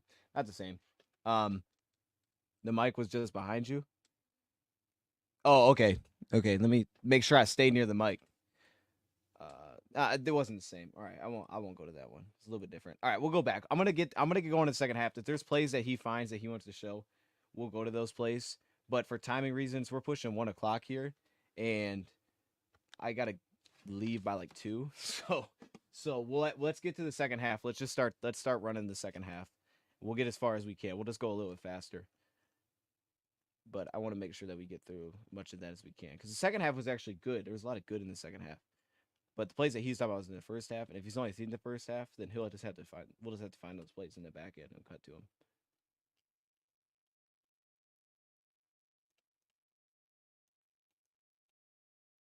All right, let's go to the second half. The second half starts on offense. We've shown a lot of good on defense. We had this play where we had this drive, which was good. We ended the drive well in the first half. We end up scoring here. Is this the end of the first drive? Yeah, I think it was. Here. Yep, there's a scramble. Then the golf scoot, and then the incomplete one to JMO, then the St. Brown one, then the field goal debacle. Then we're in the second half. All right, let's do that. Let's go to the second half. And if he's talking about this play, he'll probably see it, so he'll know what I'm talking about. Primary mouse. Here, I got you. Boom. Come on, man. I got you. Actually, I don't know if this is like the Honolulu blue. I can't like change the blue type. I think that's the only blue type I get. But it's blue. So there you go. We got the blue. All right, we'll go second half. Let's do this. This is different sheet. We're going to fly through this one a lot faster. I'm going to try to. So this is what I was talking about. So first play. So we just saw this play in the first half, and this was the near interception. And I said, not only did they blitz, like I was telling Easy, they brought 5. Well, this play actually did. I don't even know if they're blitzing. Actually, let me see. I don't know if they're actually blitzing on this one, but they invert the coverage again. So just like the last one, right? We get the play action set, and they invert the coverage. So you see how Dean becomes the safety in this one. They invert the coverage. They go cover 2 invert to come out in this play action set for second half. We do the same thing. We get up to the line quick. I'll just show them this one, and this is one of their little tweaks that they had. Second half was a good start. Really good tweaks the second half. And this is the first. They had this little like double move set up by JMO, and then they had St. Brown on the over route here. But the tweak is in the same type of coverage where instead of going to cover 3 or something, they invert the coverage. We actually end up getting the route open. I like how they do the quick huddle too. That's how we got the JMO shot in the first play of the second half. But it helped us open up here. Boom. I want to say, all right, you sent me a video, Easy. Right? Oh, you're muted. You're muted. It was 2nd and 6. The play. I might have found it. Yep, this is the play action play. This is the one that you sent me. Yep. Yeah, we went through the. Okay, this is the one. Vaki was on the play. It's throwing me out. He's that fullback. Gotcha. Okay. I'm gonna just send it. Watch it through X so we don't have to find it. Auto, I guess. It was 5 minutes and 20 seconds on the Tampa Bay 48 in the second quarter. Right here. We'll just share it like that. Makes it easier. All right, yeah. So we went through this one. I don't remember where it's at in my notes, but go to the first half because I started this one too. This was one of the ugliest plays, and you can see. I think Ben was fired up on the sideline. This was one of the bad ones. I think he just like, just gotta throw this away. Yeah, because this is take it out of the playbook. Because there is nothing here. Yeah, we just gotta throw this one away. Man, this thing is glitchy over here. I mean, that's like I love Ben Johnson. You know, I'm a Ben Johnson stan. That's like I feel like that's a college football Big Ten play. We're like, I think the coverage they went to is what threw them off. I don't think they were expecting them to roll into this type of coverage, and that's why the play was jacked. And it's like, dude, and he's got to save this one and just throw this one away, because that was like one of those ones like, okay, we forced that. Huh? They wanted to play action to suck in the linebackers and shit or something, or what? Shoot, man, we didn't bring in no linebackers on this one. No, here. Let me go to it.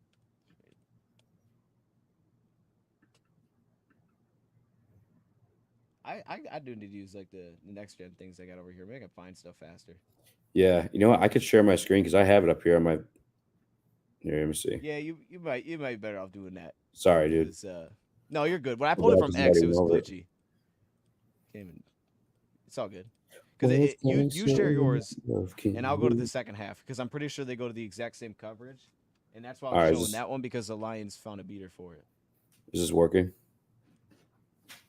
Yeah, let me stop sharing mine. Oh, this one. That way. All right. Yeah. I'm pretty sure I can operate within here, right? Can't. No, I can't. All right, let me go back.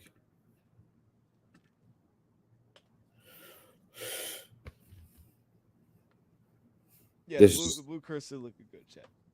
Yeah, like, bro. There's who nothing do you open. think was going to be open here? Well, see, easy, go back. So This this is right this is here. why I think it threw him off. But he's looking at. If you, I'm on Raw the entire time. yeah, if you go, so this is why I think it threw him off. So you see how the safety rolls out in there to the flat at the bottom. They invert their coverage, and I think that's what threw them off. So like what we were talking about, they blitz it, but they also instead of going into like a simple, whatever they're going into, it's kind of a standard coverage because clearly they checked into it. So Goff thought he had something. This wasn't like a come out and run this play. It doesn't look like it. It looks like they checked into it. But if you see the safety, he rolls down, and instead of just playing like a flat or something, he becomes the underneath zone defender. He basically plays what your cornerback role would be. And the corner Dean here, he blitzes. So the Yeah, safety rolls over top. So now they're inverting the coverage. So now it's an inverted, looks like Tampa 2 look, which is why I think their routes are. That's because, like, yeah, you're right. There's only 2 routes on the play. So when you check into this, you're expecting a certain coverage. You check into a beater for it. And when they inverted the coverage, there was no beater for the play. So at that point, it was just dead. It was like, hey, we just have to throw this thing away because he's sitting underneath and he doesn't have a responsibility over top, so he can just stay underneath the St. Brown. He doesn't ever have to worry about. He doesn't have to worry about chasing him upfield, so he can stay underneath the St. Brown's route. So I think the play just threw them off there, and there was no beater for it. And at that point, it was just a dead play. yeah. I mean, But that's a to bad. read through I what you're mean, seeing, so I guess I can't even blame Ben Johnson. You're saying Jared Goff. yeah, this is on Goff because this is just a dead play. You got to just throw it away, and he put it into traffic when he shouldn't have because of the pressure that hit his face. But I don't blame. Like I don't have an issue with what because I don't know what they were thinking they saw there. But whatever Ben thought he saw, or I think Goff thought he saw at the line, he checked into something that he had a beater for, and it wasn't because they completely rolled their coverage, and that's why it turned into this mess. And nothing was open. Because yeah, like most plays, you have 2 routes. You're not gonna. There's not a lot of.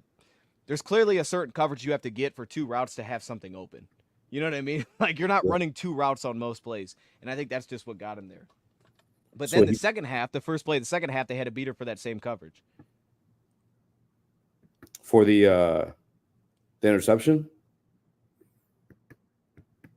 or you think they ran For this this, twice? When did this one yeah, because happen? this one was dropped. This was the drop. Yeah, This was a dropped interception. yeah. Okay, I see. Here, Number 2.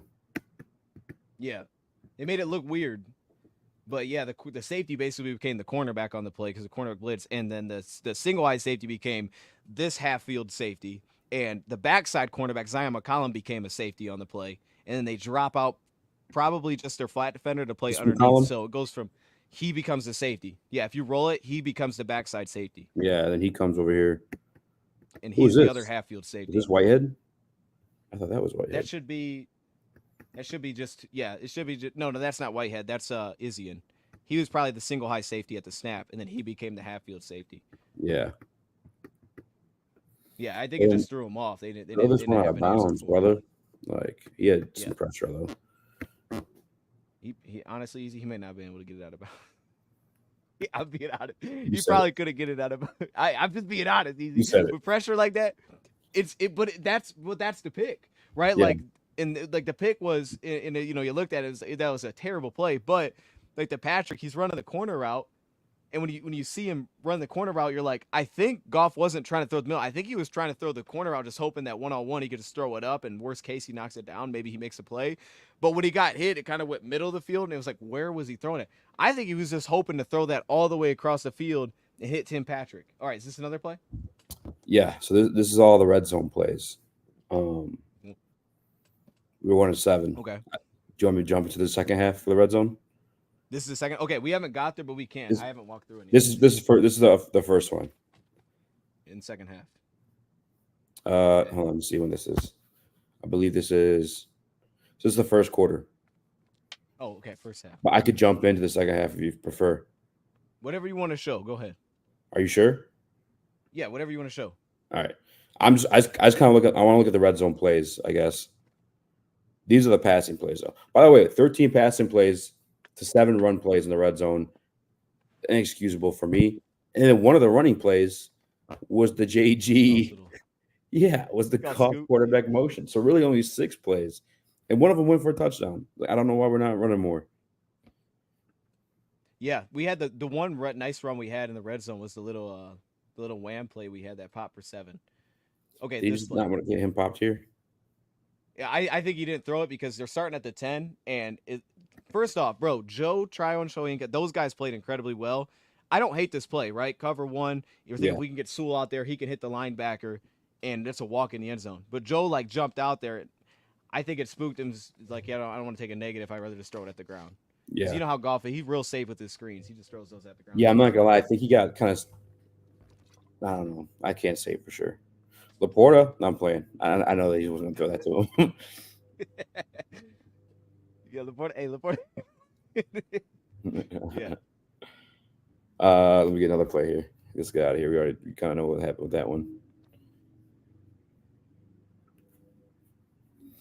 So I think this was a JMO. Oh yeah, this is the one that went out of the sidelines. Yeah. Mm-hmm. Dude, they're all over us, man. Yeah, well, in that one, so most teams, like we just saw, they play man when you get inside the 5. They didn't even play man here. They played cover 3 here, and that's why when I saw it live, I thought when Laporta would motion in, I thought Whitehead would stick for a second, right? Because on paper, if you get the 1-on-1 with McCollum, I don't hate that idea. That run like the speed out, he's gonna beat him to the pylon. I'm fine with that. But Whitehead immediately just races to the flat, like Campbell was saying after. They're playing so hard on the flats that they were almost trying to force us everything back inside. So on a play like that, like they go to zone. Only thing I think he could have done there, because I don't think there was much of a window, was just wait and see if maybe he could have tried to hit Patrick, which probably wouldn't have been there, in the back of the end zone with the single high safety. Patrick on the backside. Maybe he could have tried to wait for that. But then there's this fucker here too. Well, you know what though? It probably wouldn't have been there, but he could have tried maybe. Once they get in rhythm though, maybe he does. Maybe trust him more. Yeah. Oh yeah, because he slipped up too. Yeah. That would have been and if you look back, the safety probably doesn't race over because he's racing over there because Goff threw it. So the single high safety would have been the way too. But that would have been your best bet because at that point it was kind of just a throwaway. Yeah. Once he dropped out, there was no chance. All right, this one I don't remember what it was, so we'll be watching it both. Okay. Is this the first half still? Yep. Yeah, this is right before halftime. Oh, this was my least favorite play from Goff. Go back to that one. We showed this one already. This is the one that I hated. So we haven't talked about this one. This is my least favorite throw from Goff. I don't see easy. For me personally, there's certain like little things that I like because I say if we're doing this now, even though it was a little off here, I buy that long term this is going to be a positive for us. So yeah, this one I think they go to quarters coverage and we throw the out route to JMO after a terrible run play. So now we're second and long, and we needed this one. And he throws it crazy early because they bring the slot blitz. He throws it really early, and JMO goes to the stick, so it's a miss. I like, though, that he's throwing it that early because Goff's after he felt like he was in a rhythm. I think it was stuff like this. He was anticipating and just throwing everything early, but that one was just off. And like that's play that I think there's a positive for the future, but there's a negative right there, which was he throws it really early and they miss the throw. I mean, he got the ball out, and it's not like I think it was a bad throw too. Yeah, I was like Tim Patrick. I guess that would have been a little sketchy to make. Yeah, it would have been sketchy to make. Mm-hmm. It been sketchy because I think also he's got. He's technically got. See, this is another thing though. Like going deeper than like we've like. This is our bread and butter right here. I'm right there all year last year. Yak King, because once he catches that ball, he's doing something with it too. I just think we try to do too much, man. You think that was too much? No, I mean, don't have an issue with that one. We just honestly a little bit, yeah. Okay. I just where we eat is that middle, and with that guy specifically too. Amon-Ra St. Brown. It's not like Tim Patrick's first game with the guys. I don't know. I'm looking at the throw one more time too. Sorry. Is this how you watch it? Do you watch shit like 15 times and then you go to another play? Uh, it depends. I don't know. Like if I feel like I've seen it, I know you've no. already seen this But one if I 15 times. like that one, I looked for a lot because I was like, oh, did he tap it? I was like, okay, he threw it early. It's like JMO went to the sticks. It's like the timing was just off. You know what Yeah. I mean? I guess I, the I entire don't have game a I just problem felt with like that one. situations in that middle were like right there, and we See, but okay, but easy. But for context for that one, also the reason I don't have a problem with that one to what you're saying is that throw we made about 2 or 3 other times on the money, where he got JMO out wide, he would utilize the short motion in, and then they get the 1-on-1 and he completed. He completed in the first half. We threw it in the second half. We completed a couple times. That one we just missed it. So in fact, like that's why I didn't have an issue with that one specifically because it was like, well, we completed this one, he just missed that one, and I don't have a problem with him trying to hit the sideline because that one was. I don't remember when that one was. I feel like that one was right before halftime, but no, it actually wasn't. It no, it actually wasn't. wasn't. I It was think we like settled it for was one like because then we threw a screen. yeah, there's 13 Yeah, we minutes just threw. left to It go on wasn't a that one. time thing. There's third and Yeah, 10. I didn't have an issue because we completed them earlier and later. So maybe he Missing was that just throw. trying to get. Yeah, he's pretty sure that Tim would have put us. Yeah, Because the he's next trying to play get was the a first down. screen and that was a mess. This is that same play. Oh no, it's a different one. Yeah, but It's a Gibbs this is the run. running. This is a screen. The next play that was 3rd and 10. We ran a screen, and then we didn't get on block. We were terrible blocking on screens. Every screen was a disaster. I didn't hate it on paper. Like if a team's gonna play, cause see how every time we're inside the 20, they play cover 4. They're backing everybody up. So it's like, all right, I'm not mad at it, right? On paper, like it makes sense. If I was playing Madden, this makes sense. But nobody's blocking. You know, Frank slays a bad block, and again, their defensive ends, Joe again, he gets out there, he disrupts everything. Like he doesn't even bite on it. He sees the pass protection slide, or he sees Frank take off, and he runs out there, and they take it away.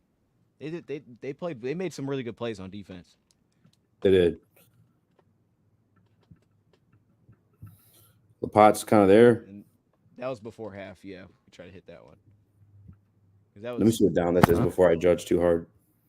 that was right. That was the second First to one. last play before half, I think. Yep, 22 seconds left. We went there and then we checked as a St. Brown. Then we had the field goal.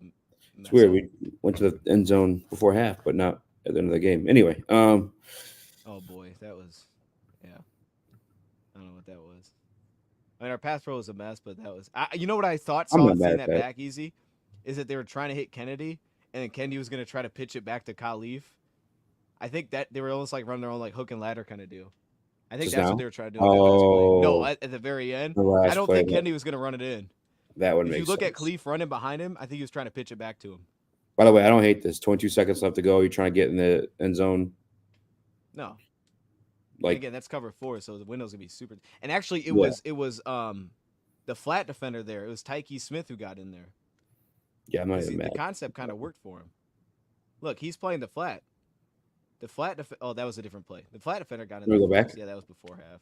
No, it's I like can go you can if you want. Yeah, look at the flat defender. Yeah, go to Fat defender. flat defender. Yeah, the underneath zone defender. Look at 23. Look at Tyke Smith here. I think they're in quarters again. Right here? He's the guy that actually disrupts this. Yeah. Because they utilize the motion and they get the cornerback to bite down. So Goff's looking there first to try to get Dean to drive, and he does. So that opens the window for him. But if you look at 23, he's the guy that actually drops out and gets into this underneath the St. Brown right now. Nice play. Mm-hmm. Because the concept kind of worked. It was like if I Yeah, watch and the I receiver mean, sit. yeah, it would have been a crazy play to make, but JMO still had the, Mm-hmm. that would Had have a been chance. actually Had a insane. chance. Yeah, had a chance. It would have been insane with it. I don't hate it. Go to the end zone, 22 seconds left to go. Can't be mad at that. Yeah, you got to. This might be that same play. Is JMO Yeah, it is. motioning? Yeah, it is. AZ loves this play. I just didn't want to get out the big screen. Sorry, jeez. Nah, you good. Hey, stay on the big screen. Here, let me show you this one. Let me flip to mine real quick. I want to show you this one. All right. Because this is right off of what you showed. And am I on the right play here? What am I showing? Oh, I'm showing the wrong screen. Hold up. I'm showing Twitter. I'm gonna text you a life hack after the show. Oh, I'm ready for it. I look forward to it. I want to see a life hack. Hey, so this is so that play that you showed, which was a near interception. That was Mhm. like, there's nobody open here. So they come out in half and watch what they do defensively. They do the same thing, kind of the same thing defensively. So right, like single high safety, you're thinking, okay, maybe it's a cover 3 kind of deal. But then watch, Dean drops out. He becomes the safety. They roll this side. So now their cornerback is the underneath defender. He's the safety now over top. And they go kind of in a different way. They go to like their cover 2 again. They like invert it on the first play out of half. So instead of Look at him being you. like like watch this corner. He becomes the flat. He becomes over top half safety. And this is your half safety on this side, Jamel Dean. And now he's your underneath defender. So they inverted again. They just did it backwards. Same play on the one that should have been a pick. If St. Brown was running that out route thing over here, it would have been the same deal, right? Zion would have been underneath, he would have been your safety over top, and he would have been in a weird spot. So they flipped it, but it's the same coverage. But then the Lions come out and they have an answer for it, so they run like this little double move to JMO, and then it sets up timing wise, so you get to play fake. You run Khalif underneath to hold the flat, and then when you cross it, now he's basically your safety. So look, the timing pulls Jim Dean out of the play. Then you can open up St. Brown. So I like the adjustment there. It was like, hey, they found an answer for it as soon as the second half started. And this was a good drive. They got this thing rolling before it stalled out. They had a couple trick plays in here. I thought this easy, honestly, I think you'll see when you see the second half. I thought the second half was a lot better. Like, I thought there was a lot of little things that they did to kind of open up some plays. They just didn't execute when they got inside, like, basically the 30. In the reverse. Was there other plays that you wanted to show? I don't want to just roll through the second No, half. Oh, that no, was well, it? cool. Okay. Okay. Yeah, I'll let some of these roll. I'm gonna roll them by kind of fast just for time reasons. Let's let some of these go if we don't need to see them. This was the reverse, or yeah, the reverse JMO kind of deal. That was cool. I always like when they do those. I always want to see them more. Like, hey, run more of that stuff, dude. It always works well. 15 yards. And this stuff was a disaster. Every time we ran a screen, it was terrible, man. It's like you got the numbers, but the screens just didn't work at all. Actually started cheating over there for us. It's losing blocks, man. 1 yard. But this is the one I want to see more. You said you want to see him run more. This A is the tough run kind of play defense I to want go to see him east do more. west against. You said going east and west against him. It's a tough defense to do that against. Yeah, and it's like so. I mean, and they did it and everything really, right? They ran stretch plays, they ran sweeps. They didn't want to get upfield. They wanted to go wide on everything, and it Yeah, was like, I mean, I guess I get away because like Levante, David, and Britt are not your sideline to sideline linebackers. Like they're your big thumpers. So you're thinking, okay, we could just put everybody out in space. But man, they handled that. And I don't know if you know, but they didn't miss like any tackles. There was nothing that we did that was like a check down or something, and it was like, oh, we made something out of it. Outside of Jameson's 3rd and 10 little check down, he turned into a first down. We basically did nothing after the catch. Everything was like straightforward. If you caught it here, you're probably going down there. We didn't make Whitehead miss. That dude made every single tackle. He made every tackle.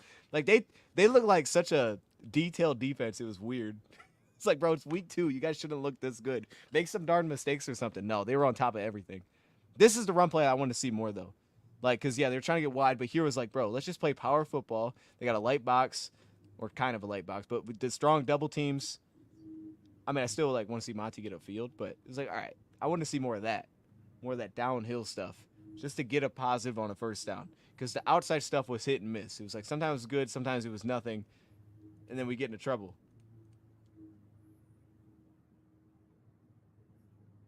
And then here we did the check down. What was this one? Well, I guess it was set up because we had the terrible screen. So yeah, now it's turning long again. And then Glasgow had a terrible game. I thought he was really rough and pass, bro. But this one wasn't too bad actually. This one we just didn't get to the first down line. You can see the depth that they was playing with. They were playing really deep. Every time cover 3, man, they were playing super deep. Yeah, there's really nothing here. Really nothing here. You gotta just had to pick one, check it down. So drive stalled out. That was a big thing for me. First down efficiency went out the window in the second half. Or not in the second half, in the entire game. Every time we got like inside of 30, every first down was seemingly bad. We'd fall behind. And then everything was like after that was like we have to try to make up ground, but now they're just playing the sticks on every play.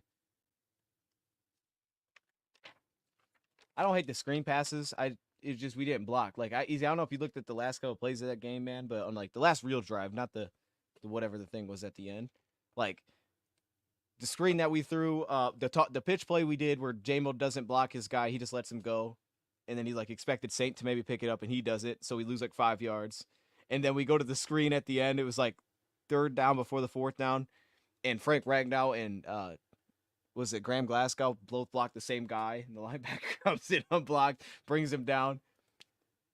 You saw that? Yeah, you're muted if you were trying, but it's like, dude, that stuff, man. Yes. Yeah, I'm sorry. My dog was barking earlier. No, you're good. You're good. I saw you. I just didn't know if you were. Yeah. All right. Back. What? So where you at with the 55 pass attempts? I mean, some of it's forced. You know what I mean? Because like we're at the end of the game, we had to throw every play, so like it kind of inflates it from like 45 to 55, 40 to 55. But easy. I'll say this: I don't have a huge issue with it. I know it's gonna sound crazy. In practice, I don't have a big issue with it. Here's why. So, if you look at how many times did Goff throw it in the last 2 times we played Tampa Bay? Let me look it up. That's a great question. I know he threw it. I knew he threw it a shit ton the very first time in Tampa, just because we didn't have any running backs. Yeah.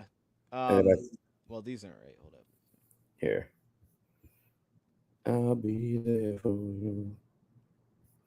All right, the very first time in Tampa, he threw the football. I don't even remember playing Atlanta last year. Did we play Atlanta last year? That was an ugly win. Yeah, it was like 24-10 or something. I don't even remember that game for some reason. He threw the ball 44 times in Tampa. Mm-hmm. And then the second time, which was better in the playoffs, probably less. Actually, in playoffs, we threw it 43 times. See, and that's the thing. But in the playoffs, I'm not gonna lie, Goff was playing his ass off. No, he was money by that time we got there. But that's the thing against Tampa is I think they just came with the same plan they had last year, which was they were going to throw it on early downs because they thought the advantage was as long as we can, because like we're seeing it on play action, they're rolling safeties. Like you said, they're bringing 5 rushers, and every time it's something different. You don't know who's coming, and then every time it was obvious pass down, they bring a stunt, and we were just our offensive line looked like a mess. It was like this is not the best offensive line. I think the Lions just play with the same plan they did last year, which was we want to throw early downs, we want to minimize all the craziness, and then we can stay on top of the chain. So I didn't hate the idea because I think it was just it's a specific. I don't think that's a week-to-week thing. I think that's a Tampa Bay thing. We won't see that against Arizona. We won't see that going forward. It's just because of Tampa Bay, they said we're going to throw on early downs. That's the game plan against this team. And they did what they did last year. They did the exact same thing last year too. It's just that we had 2 bad mistakes. And just like last year, we struggled in the red zone. But my whole overall takeaway is we win that game if you're going to play, we're going to take the points. You can't leave 3 points out before half, and then you can't throw a bad pick when you're in scoring position. Because, like, you either got to be aggressive or don't be aggressive. But if you're not going to be aggressive, cool. You can't leave 6 points on the field. That beats you. If you get those 6 points, we win. Because our defense played their butt off again. I mean, they were awesome. Yeah, the defense I love where this defense is going easy. I do too, man. I do too.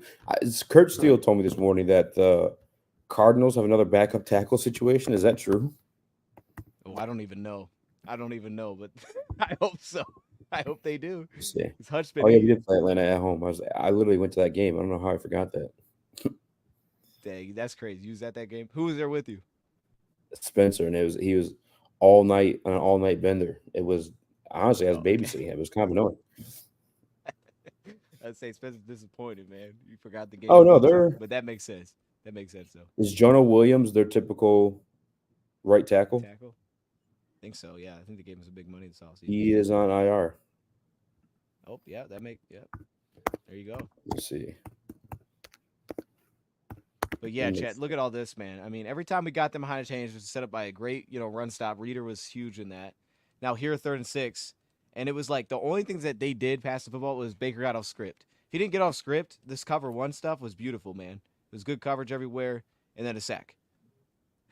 Like, this is awesome, man. I mean, we had some up and downs in coverage because they're receivers, but we could, like, really simplify things. And then Brian Branch is crazy every time he goes into coverage. That dude's awesome. Yeah, hopefully get it back up. He has the most pass deflections in the NFL right now. That's wild. Didn't he lead the league in week 1? after the Rams game. Yeah, it makes I sense. You like believe it, League man. 1, they pass it a million times. Yeah, it does. That's true. That's true. And then this one, like I said, their defense was making plays easy. Like there was plays like this where I was like, "Hey, man, you can say things about the offense too, but it's like at some point, hey, their defense made some good plays. Like this one, this is when they brought six. We got enough time to get it off, and it's like, hey, it just so happens, bro. Zion broke his route. Like that's a good play by the DB. I don't have an issue with us throwing that. And it wasn't like he was staring it down all play to give Zion the tell that it was coming. Zion just made a great play on the football. It's like their Zion. their defense was in a really good spot. Hey, their defense is good, bro. It's No, like they got a really good defense. I think underestimated it, man. I shouldn't have because I knew they had a good defense.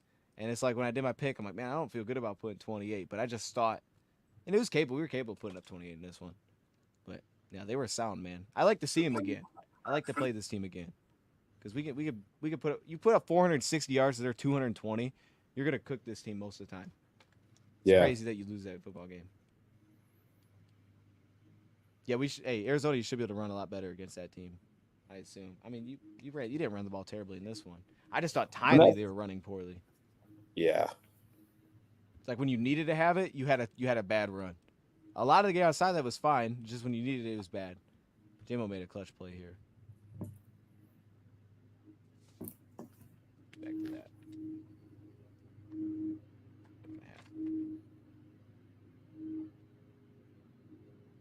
And then St. Brown got rolling again, And he left some things out there too. He could have had like 13 receptions. This was one of my favorite ones from Goff. So there was a play, and I didn't know if you were talking about this one or a different one, but there was a play in the first half where, actually, no, take it back. I think it was 2 plays ago. So I marked this in my notes, and I want to focus on. Hey, is this? It was a play with Vaki. Hold up, let me see if I can find it. Right here. Okay, so this is what I marked in my notes, easy, and I think this was like one of the biggest swings of the game because I felt like right after this, like Goff found a really good rhythm in this game, and our offense had a lot of really good tweaks out of this one. So safety rolls, right? They're still doing their cover 3 stuff that they were doing like in the first half. You can just see how deep he's playing, right? They're like forcing us to check it down or whatever. But Sione Vaki was open on this play. What's up? Oh no, that was. I thought, you good? You all right? Yeah. Okay. Yeah, you guys, hey, go ahead. But no, so Vaki was open here, and when the safety rolled out of this play, man, like you're watching it, and they overload one side of the field, and Goff goes the other way. And watch Ben Johnson. You'll see him on the side. I think it's Ben Johnson on the side. Watch him after this play. You see how frustrated he is because they run the swing route, and they were kind of overloading with Laporta and Vaki, and it was like this is how they were creating windows. And you saw this later in the game. They did with like Laporta and Saint. They kind of would stack them and he'd sit down, and they were able to kind of pry open the defense a little bit. And he goes the other way, and their flat defender aggressively plays it, and there's really nothing there. So Goff has to kind of throw it away. But I'll try to pause it. If you look at the bottom of the screen, you're going to see Ben Johnson. He's like this. He's like, bro, where are you throwing the football? Why are we looking to that side of the field? See if I can find him. Right here. You see him right here? I don't know if I can zoom in on him. You see him with his arms up in the air? That'd be hard to see it. He's like this. What play is this? What down is this? This is second down. Should be second. Yeah, 2nd and 10. And 10. And that was Ben's reaction. And I think because he's looking, he's like, yo, Vaki was open. They're playing cover 3. You went to the wrong side. The safety rolled the other way. And we're overloading, bro. Go to the overloaded side. And right there, he was like, bro, what are we doing? But the Goff's response was awesome because J-Mo makes the clutch play, keeps the drive alive. And then right after this is one of my favorites from Goff all game. Watch his eye. He doesn't go to the side he's going this time. He starts left, and he pulls Levante David out of the play. Like he's here, still cover 3. He goes 1, 2, and then he hits St. Brown. He opens Levante David up. So then it's like, all right, 5 yards. And then Jahmyr Gibbs had a clutch run because, again, this one probably shouldn't have had anything on the play. You stretch it out, lose the block here, but breaks it, does his thing. Now your offense is going a little bit. This was a good play.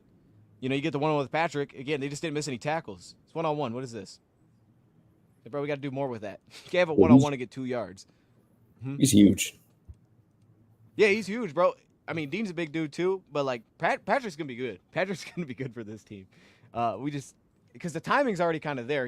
I think he just left a couple things out there, like the sideline one and then that, and then they go back into their run, which is kind of played the in between a little bit here. It was good by the defensive line. But Goff had that pass, and I thought since after that play, like we had a much. See, this is what I was talking about. We did a really good job of like we're overloading one side and go to that side of the field, because then we're gonna start to create matchups just like this. And it was like, okay, St. Brown's gonna, they're playing with a ton of depth. Here they're actually going Tampa too, but then you get your dig route here, and then we sit Laporta right underneath it, bam.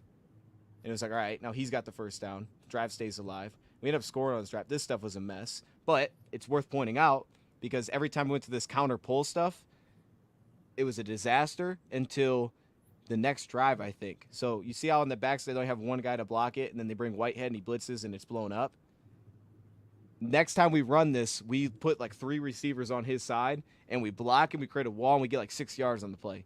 It's like they wanted to do this, but it wasn't working because the backside kept blowing it up, and then Ben Johnson tweaked for it, which was great. And then a play like this. Like, again, like this is where I felt like Goff started playing with like really good poise. So they're going quarters over and over. He holds it, finds it flat. It's like good game. And then now we're back to being on top of change. This was probably his best throw of the game. Again, like 3-by-1. They're cover 3, so how do you beat cover 3? You overload it. You overload it right here, right? They don't have enough defenders underneath for it. So you get 3 here. Goff holds Laporta, pulls that linebacker with him. This guy's playing a hard flat, so they take advantage of it by like, hey, you're going to chase J-Mo, so we're going to go right inside of it. Bam, first down. This whole drive was beautiful, easy. That's how I felt watching this. I'm like, this is the Lions like at peak here against a good defense. Look at this is why we needed more of this. Like double team these tackles. I know that you didn't maybe love the matchup on paper, but you could have. Like I couldn't help but like, and you said the same thing. You want to see him run more. This is how I wanted to see him run it. Look at Zeitler and Frank here. Bro, come on, man. You drove that dude back into the end zone. You dropped him to a knee, man. Like, we could have did more of that stuff. We could have just got downhill. When they lost Vegas, like, stop the stretch and sweeps, get downhill. Look at Sewell, man. It's like, bro, that. And that drive was money all the way out. And then even afterward, like, we had some bad mistakes, but I'll skip ahead. Yeah. And easy jump in if you see something. Yeah, I'm just kind of rolling through stuff here. No, you're good. Okay, here you go. Watch this. So this is what I said. You remember how I said this is my camera now. It's okay. We'll get it fixed out. Remember I said the counter pull, like it kept getting blown up. We had it twice. It was a disaster time, but they wanted to get to it. Look at how they aligned up here easy. Tight end, 2 receivers. That way they can't blitz that backside. So watch them here on the backside. Everybody steps down. They pick up the blocks. Laporta handles the edge, and all of a sudden you get 6 yards on that play. That was like a small tweak that I was like, this is awesome. This is why we love Ben Johnson. Things like this. Because like as the game's going on, we just figure out like what's killing this, and then just do something different. That is beautiful mid-game adjustment. Because I know not every coach is willing or even capable of doing something like that. But the fact that we had something in the playbook to even cook up the throw there, shout out to Big Ben. Yes, he's not really big, but a little bit. Shout out Lil Ben. Hey, is he Big Ben or Little Ben, chat? What do we think? That's a good question. Accurate. Big Ben or Little Ben, easy. Kind of like Probably, Ben. Yeah, I mean, I'm cool. I mean, I don't know, because then you're at risk of being mid Ben, and he's not mid, Yeah, see, I didn't want to do that. I didn't want to do mid to him. That's crazy. That's crazy work. Side call. Like, bro, we were doing work here. He's like, we found a flow, and I was watching him like, oh, Goff's got in one right now. Ben's making some tweaks. Bro, like stuff like this, man. And we're just, bet, you want to do it? You want to take away the flats? You want to play with crazy depth? Fine. We're going to check it down on you, man. And it's just like we were finding answers to everything. It's the same play action stuff. This time they don't blitz, which I think was a problem. But it's like, all right, we'll pull everybody out. Goff will check it down. Pick up another first down, just like that. And now we're rolling offensively. And the only thing that killed us was ourselves, man. I'm gonna get the camera back on, but yeah, Easy, can you still hear me? I just want to make sure I sound still. Yeah, I can still hear you. This is what killed us, man. What's up? Is that a different camera? Yeah, it's trash. You didn't have to point it out. No, I'm sorry. The other one died, bro. It dies after a while. Easy, watch this though, man. Yo, what are we doing blocking, bro? Like, this is what was killing us. We beat ourselves, man, because Parker Hesse, this is a terrible block. And then what? I think this is one where Zeitler runs into Sewell because he tries to he's like, hey, I'm reaching to the block. You get up to the second level. Watch this. Knock Sewell over. He gets to his block, but Sewell's not ready for it. He gets knocked over. So it's like, this should work. This is a huge lane. Brock gets up there, and then look at Hesse. What is this? Bro, Whitehead. You can't let Whitehead make that stop. What's up? Restart that from that angle. Yeah, man. It's like, when you see Zeitler get up there, you see the huge angle open itself, and then Hesse blown block on their safety. Zeitler's up there. Sewell's falls on the ground. It's like this play should pop, and you get nothing. Do one more time. Okay, Sorry. I won't say anything this time. No, you're good. Do you think his Frank got attached to someone so quick that like Zeitler couldn't climb up, or Sewell was supposed to climb up? Yeah, Sewell didn't get up. Like Zeitler reached to his block and picked it up, and then he knocked Sewell out of the way doing it, and it's like Sewell just wasn't prepared for it. Like, even if Sewell's not in this play, you just take him out of the play. There's still a lane here. Yeah, there is. You're still getting 5 yards. And then Hesse doesn't block the safety. He spins out. I mean, I'll give credit to them. That's a but good then watch, easy, we come back and do it again. Very next play. It's like, bro, this is why it's like almost at a point, it's like, dude, just get downhill because your guys aren't blocking. We're not blocking anybody. We're trying to get wide. And again, Laporta, here he is. This is great. What is that? That was awful. Dude, easy, bro. This stuff drives me crazy, but it's also like this is why I'm optimistic because I'm seeing Ben do these things. I'm seeing us find answers, and then we're not blocking anybody. Can't get 1 yard on 2 runs. Is that a thing?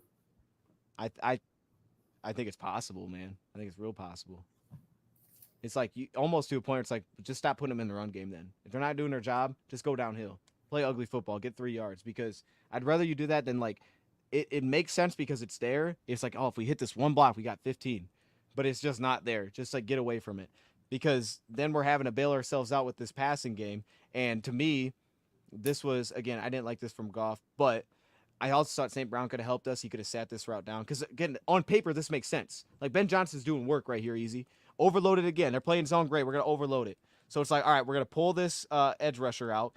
Then we're going to run the dig behind it. And Goff can either throw the dig or he could throw the whip route.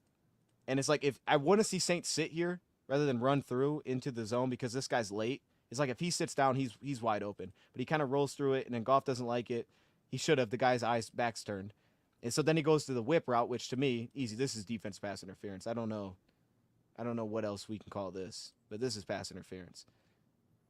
Either way, though, this is 3 straight plays that should have done something, and they did nothing. 3 straight plays, man.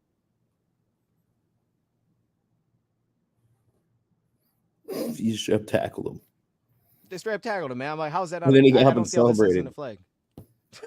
Yeah, the referees, like, we got should him. have. Like, bro.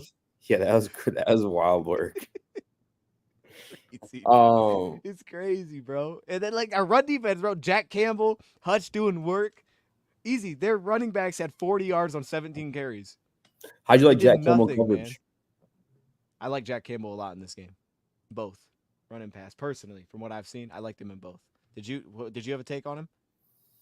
I mean, there was one play. I think it was to Godwin, but at the same time, but it had been. It's stuff I expect Jack to jump on or like later on. I like he's still kind of young now, so I want to like harp on stuff like that. But like, I feel like there's some plays he could have made. There's also plays he had to make, not like right there to grab. You know what I'm saying? That makes sense. Right. No, that makes sense. Like, you could have went above and beyond kind of deal. Yeah. So I don't want to, like, poop on him for it. I'm like, yeah, dude. We took your first round, though. Yeah. No, that's true. That's fair. And then, defense gets their stop. Man. And get back on offense. Watching Hutch that game reminded me of, like, when Calvin used to just take over, just do, like, amazing things. You're just like, what? I don't know, man. Hutch was phenomenal. That's like the best defense performance from like one guy outside of Branch, because Branch is awesome, but it's just not as noticeable. Like in terms of pass rush, I can't think of the last time I've seen someone do something like that. Like where he just took over the game. Yeah. I mean because even like Sue would, like, I don't know. I want to say Sue, but I don't remember a game like that because he plays in the inside, so it's hard to get 5 sacks. But like, dude, just seeing a guy do that as a Lion, maybe like Ziggy Ansah had a game like that years ago when he was healthy. It was insane, man. Nothing like that. Ziggy, I miss him. I wish, But dude, so like just to wrap the offense kind of stuff, like this is what I was saying. Like they were finding a good flow, a good rhythm. Defense is playing protected, so now they're back in their quarter stuff, and Goff was making good decisions here. Like until the dang pick, man. Like here, watch it. He holds the linebacker. You'll see it from the other view to get J-Mo the ball, and this is why I think their game plan was what it was here. and I'm not mad that they stuck to it. It's just when we needed plays, no one came through, man. It's like, here, watch. He doesn't like it early, so he'll move the linebacker, then come back to him to open him up for 5 yards. And then this one was, this one was just a throwaway. They took it away here, but they're blitzing it. Easy. I think we're gonna see this a lot. I think everybody's gonna blitz our play action stuff going forward because they just want to make it uncomfortable. It's like if we can't take it away, make them uncomfortable. Oof. Don't give them the check down. If we blitz someone, we can't get a check down. And then we got, what's this, third down. Also, the one to St. Brown was nice. That was clutch too. Oh, we ran this one, I think. Yeah, we popped that run. Good call at the line, man. You can see it. You can see it before we even ran it. You can see how this was going to be wide open. And this is the stuff that you can believe in this stuff because this stuff is going to be there. This stuff isn't going nowhere. When you line up, you can see the hole and we can get into the right play and we can just pop something. That's not going anywhere. I just want to see him find an answer. Easy. I believe. Here's what I was saying. I said this earlier this week. Tell me if you think the same way. I'm way more optimistic that our offense or stings where I'm like, dude, we can do this. We're in the right spot. We're not making it happen. I'm more optimistic that the offense is going to get that right than the defense would. Is after 2 weeks, I'm like, this is messy. The defense is going to do the defense has played at a level that's so good right now where it's like, that's what I need to see. Offense, they're going to get it right. Defense, if it was bad to 2 weeks, I'd be concerned. Offense being a little shaky in 2 weeks, I'm not as concerned. I expect them to get this right. That's kind of how I look at it, though, Chad. Like, the offense is going to get it right. Defense, if they were bad, it'd be concerning, but they're where we need them to be. So I'm optimistic about how this is going to work out because the offense, I think, is going to get it right. It's just like this, bro. The traps and whams were working too, man. I know we showed this like on Sunday, but bro, we're checking into these things. We're seeing the box, we're seeing the front, and we're making good calls, man. Like these were 2 runs. I wish we would have did this more, to be honest. These were 2 smart runs. The issue is this next one. Again, bro, like what are we doing here? What is this? We get called for holding. It's bad blocking. Frank Ragnow holds. Just ugly, man. And then Goff makes the worst decision he could have made, bro. This was a disaster. This was a disaster. I don't know what this was. I mean, like, bro, they covered up everything, but this was there's nowhere open. Okay, I got you. Maybe you could try to throw. I get it, right? I mean, there's some pressure. There's some pressure. There was pressure. He got hit when he threw it. When I saw it live, I thought maybe he was just hoping because I thought he ran this and he was hoping that he'd throw it here and he'd see it. But I watched this from the other view. I think he was trying to just throw this corner out and hoping that 1-on-1, at very worst, it was going to fall incomplete. Because I think the ball just went middle because he got hit and he had like nothing on it and it just went straight. I don't think he was trying to throw it to the middle. Like I don't think that's what he was trying to do at all. Look, I really share. I don't want to share this one because exactly. Like it's not. He's trying to throw this left easy. He's like, bro, I'm gonna get that. He's trying to. Oh no! Left. It just went straight. Did you see them watch it just sail? Hold on. Yo, Jam was just watching it like, what the fuck? I'm like, I don't. There's literally nobody. There's no like. I don't know what there's no way to explain this away. Like, why would he throw it to the middle of the field? But I think he truly thought like, and I get it. Like in theory, if I just throw it to Patrick, that's not a bad decision. On Madden, that's a good dude. That's a good move. Throw it up the circle. He's open. Hey, I'm going to get hit. Throw up the circle. It'll at least be incomplete. Bro, click circle, and the button just did not do what he expected, bro. That thing. Yeah, that's what Madden does. That host. Oh my god, that was right to him. That's what I'm saying, dog. I'm like, there's no way he purposely threw it in the middle of the field. I don't think he did. That was like playing catch. But it was a disaster. Oh, dude, that was bad. Yeah, that was rough. Yeah, so it's a good one in coverage. You know, you got who's this? Malcolm and Jack out there. This is good. This is good depth here. It's a positive. Hutch is just doing work, man. And this was I think we rolled our coverage here easy if I remember right. Yeah, we made Carlton Davis our safety, kind of like Tampa did. Carlton Davis our safety. Brian Branch because the flat defender. He's your flat defender. And then the Lions bring a blitz, but they go cover 2 inverted though because now Carlton's the safety. That was cool. We did our same. Glenn got in his bag, man. See, if you don't realize, man, Glenn be getting in his bag a little bit easy. I don't think Glenn gets enough love sometimes. I think that's beautiful thing getting Carlton Davis, who comes from a defense where they did that. Obviously, Yes. And it's like, yo, he wants to play man, But that doesn't keep him from being like, I got something. I got Let's something. get a little I got something a freaky. little you weren't expecting. But yeah, because they want to do this. This is what they want to do. And it's cool that it's working. Just playing straight man. This one, a little tug. Little tug. Yeah, they could have got him for that. But the fact they didn't give us our DPIs, like, I don't want to Man, hear there's a anything like lot. that. The referees are awful. Dude, Bad. garbage. Garbage. There's no Garbage. holding calls Really anymore. were. Easy. We don't call holding anymore in football. It's Oh, just unless not a it's on thing. Frank Ragnow, that wasn't a holding call. Yeah, that's That actually was true. I crazy. forgot. Set up the pick. Hey, that's our golf to the pick. Blame Frank. You know what I mean? Blame Frank. Yeah, honestly, yeah, put us back at what, second and 16? But see this is what I'm saying. It's stuff like this. Like there was still some poise here that he was playing because like I'm watching this, I'm thinking like he could have threw this and threw a pick right here. No doubt he could have threw a pick right here. Thinking like, oh, there's the window. But he saw it, calmed himself down, and they're blitzing. It's like, all right, let's get the ball out. We're gonna be fine, easy. He's feeling himself. This is a beautiful throw. Wow. We're, that was beautiful. And then the one to That Patrick was, that he didn't toe tap was great too. It was like that was Patrick, gotta get golf. your foot down, man. That was golf. Did you see the one to Wow. Patrick I early where remember he that play. didn't I toe remember tap? watching that. I was like, huh. My goodness, bro. We had like 3 of those. It's just like, dude, you got your feet down, man. Shout out to Khalif. Khalif will get his feet down. And then our run game was a disaster. To be fair, Khalif's I don't like, even remember this one. what, 5'9", 5'10", and Tim Patrick 6'4", a little bit bigger feet. And that is fair. That is fair. That is fair.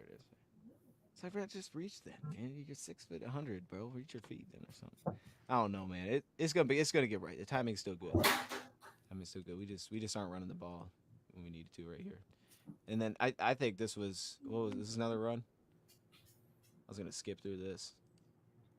Yeah, bro, Gibbs, get upfield. But then also, JMO, I don't know what you're doing here. What is this block? This is not helping us. I don't know what that was. This was huge, though. This was a huge throw. I thought when we made this throw, we're winning this football game. When Goff threw that, I was like, oh, we're winning. If he's hitting that pass, we're winning this football. Because, like, normally I think this is pass we're going to miss. He hit this. I thought we won this football game, man, for real. I was so hyped. 3rd and 9. I was like, oh, yeah, we don't even need a run game. Win this football game, dog. That was actually a film. Yeah. Go back. I want to see it again. Oh, yeah, that was nasty. That was nasty. Oh, shoot. Sorry. What time you got to get going? I'm good. I got like 15 minutes. Yeah, that's gross. It was nasty, bro. That's good. That was a really good throw. It's so clutch too. I was like, oh, we winning. What? Then, Mike, I want to show that to a Spinny. What play is this? It's at it's a 3rd and 9. It was on our second to last drive. Because then we came out and he had this one, and this why because like he definitely when he came after the game easy and said that he felt like he was in a good rhythm, I was like, what is he talking about? That guy looked awful. But then I watched it back like, oh, I can get why he felt like he was in rhythm because he was throwing everything early and he was doing things like this. I was like, oh, I get it. We just weren't finishing any drives because I didn't realize we had 460 yards. I would never bet. I didn't think we moved the ball like that. Didn't feel like it at all. Khalid, man. No, not at all, dude. I was like, we were moving it up and down. What are you talking about? Look at this one, easy. I'm sure you've seen this one. What's going on here? And J-Mo's fired up after. I think he thought St. Brown was going to get out here. Watch this block. This is beautiful. Oof. Like, what are we doing? Easy, we killed ourselves, bro. Yo, like, oh, we got something here. It's like 2nd and 3. Let's pitch it, man. Let's run the option. We should know we tried to run. Randall was probably having a field day with that one yesterday. Oh yeah. Waymo. I need way more blocking. What is this? Waymo blocking is crazy. Hey, that's Waymo blocking is great, bro. But you get like, but if you look at Waymo afterward, he's like mad. I think he thought Saint was gonna block him because he was giving some effort. But look at him after the play. Yeah, then he went to try to grab. Yeah, that's on Waymo. And then again, we did our thing. Smart adjustment. I love this, dude. I love this. They're going cover 3. Look out, they're racing the flats. All right, bet. Watch this. Chip, curl route. We're gonna delay it. Love this. Yeah, we didn't get the first, but I love the setup, man. Because like everybody keep backing up. We'll just delay it and not throw it immediately. That way you can't account for him. And then Gibbs pops one. This was good blocking. J-Mo was trying. He was blocking. It was just a mess. I don't know what that was to play before. And this, I thought for sure we were getting stopped on this easy. We ran this because you knew it was coming. Look, that's a good block. I didn't think this was going to I thought, dude, I wish it would have watching it back. Watching it live was like, oh, that's cool. We got a first down. We good. But then you realize, like, oh man, our offense was terrible inside the 20. This was a disaster. And I thought this was smart because they were playing so much like quarters here, and then when we get down here this time, they're like, nah, we're actually gonna shake it up. We're gonna have him walk down. I think that was kind of smart. Actually, I still think they were in quarters here. But you get this 1-on-1. This is not good. Ooh. This is not good, man. And then I think we read our screen. Nope. See, this is what I was saying. This is why I was so cool with that miss because we used this a couple times. I was cool with the miss because like, all right, it was working. We just missed a bad timing one because we had 0 yards to play before. That's why I was fine with that. And then the screen, easy. Watch Frank Ragnow here.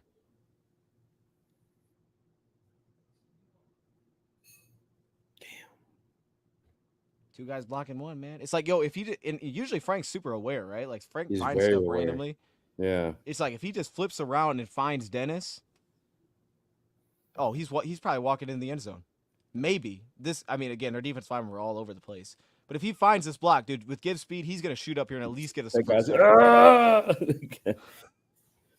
no, yeah, he boxed him. That's a touchdown. 96 was gonna grab him.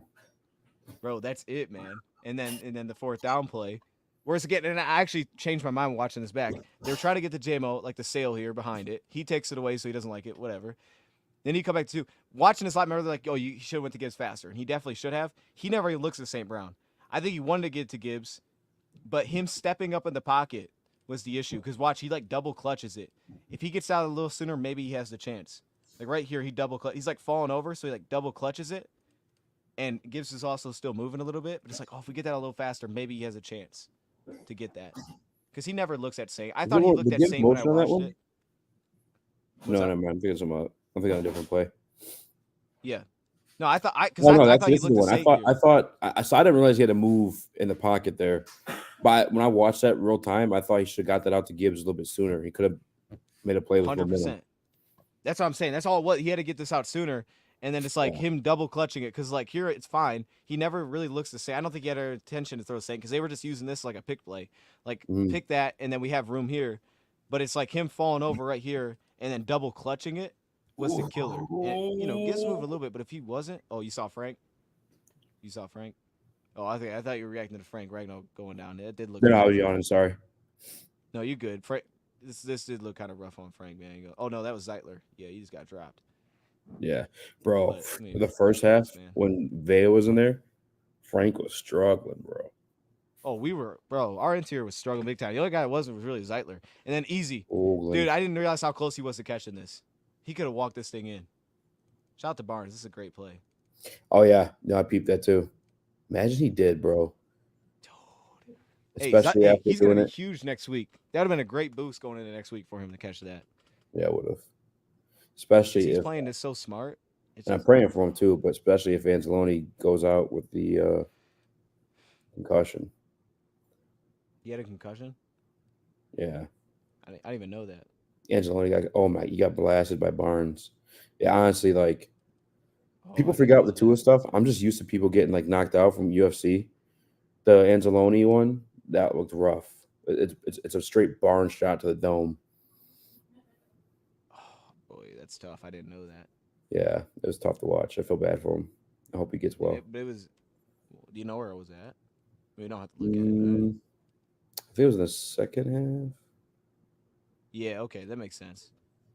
Easy, bro. This is the frustrating thing. We were still doing work, man. The setups were still good. Like I said, we used to stack them. This was good too. Again, left to right. Like it was like, okay, pull him out of the play, pull the backer, come back. I wish I'd watched more of the second half before. I was already comfortable too before because I saw a lot of the Laporta stuff, but now watching the second half and seeing the little blocks, even just getting a body in the way. So many good adjustments. Like bro, right here, bro. If we toe tap this easy, we are that far on so many of these plays, man. It's just like the Tim Patrick one in the first half, just that far off. And it's like this would have helped us huge because we got out of bounds. We had like 20 seconds left at the 15. And then we end up running this, and Goff said afterwards like, "Oh, we were trying to get inside there because our chances go up." But it's like, bro, if you would have caught this, I think we would have ran out of time. I don't think Campbell thought so, but we would have probably ran out of time here. I don't know we would have any time to run anything. And then yeah, watch this. So watch Khalif. I think they were trying to hook it back to Khalif. This is my takeaway from this. It was a terrible pass, but I think he was trying to see how Khalif was walking. I think see, and then he starts racing. I think they were gonna try to have him pitch it back to him and see if he could, because then they had Gibbs fouling too. If he had to throw it back again, maybe they would have had some craziness like that. But I think at very least they were gonna try to just have him run and then flip it back to him right here, and see if they could get around the corner with Khalif because he's fast. And then maybe Gibbs would have got it too. I don't know. Maybe we got a Khalif and threw it back to Gibbs and did something nuts. I don't know. You never know with Ben, bro. He might have been like, yo, let's throw it back 3 times and let's just shake this all the way up.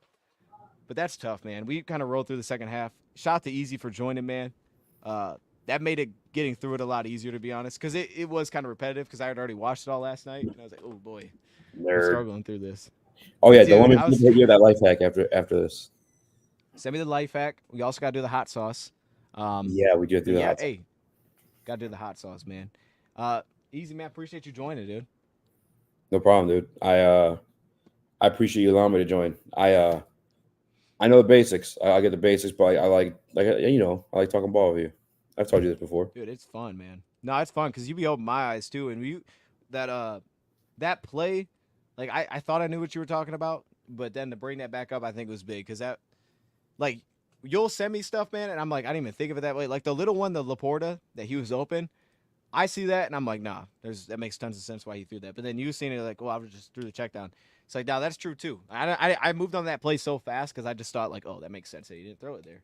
But then you're like, oh, hold up, he probably should have threw it there. Like, yeah, I didn't even think about it like that. Like, yes, you could have. Different perspective. That's what helps. Different perspective on it. Yeah. You the man, Dion. Make sure you hit the like button, subscribe to the GOAT. One of the OGs of Detroit Lions YouTube before they start winning, and everyone's popping up these channels here and there. It's crazy.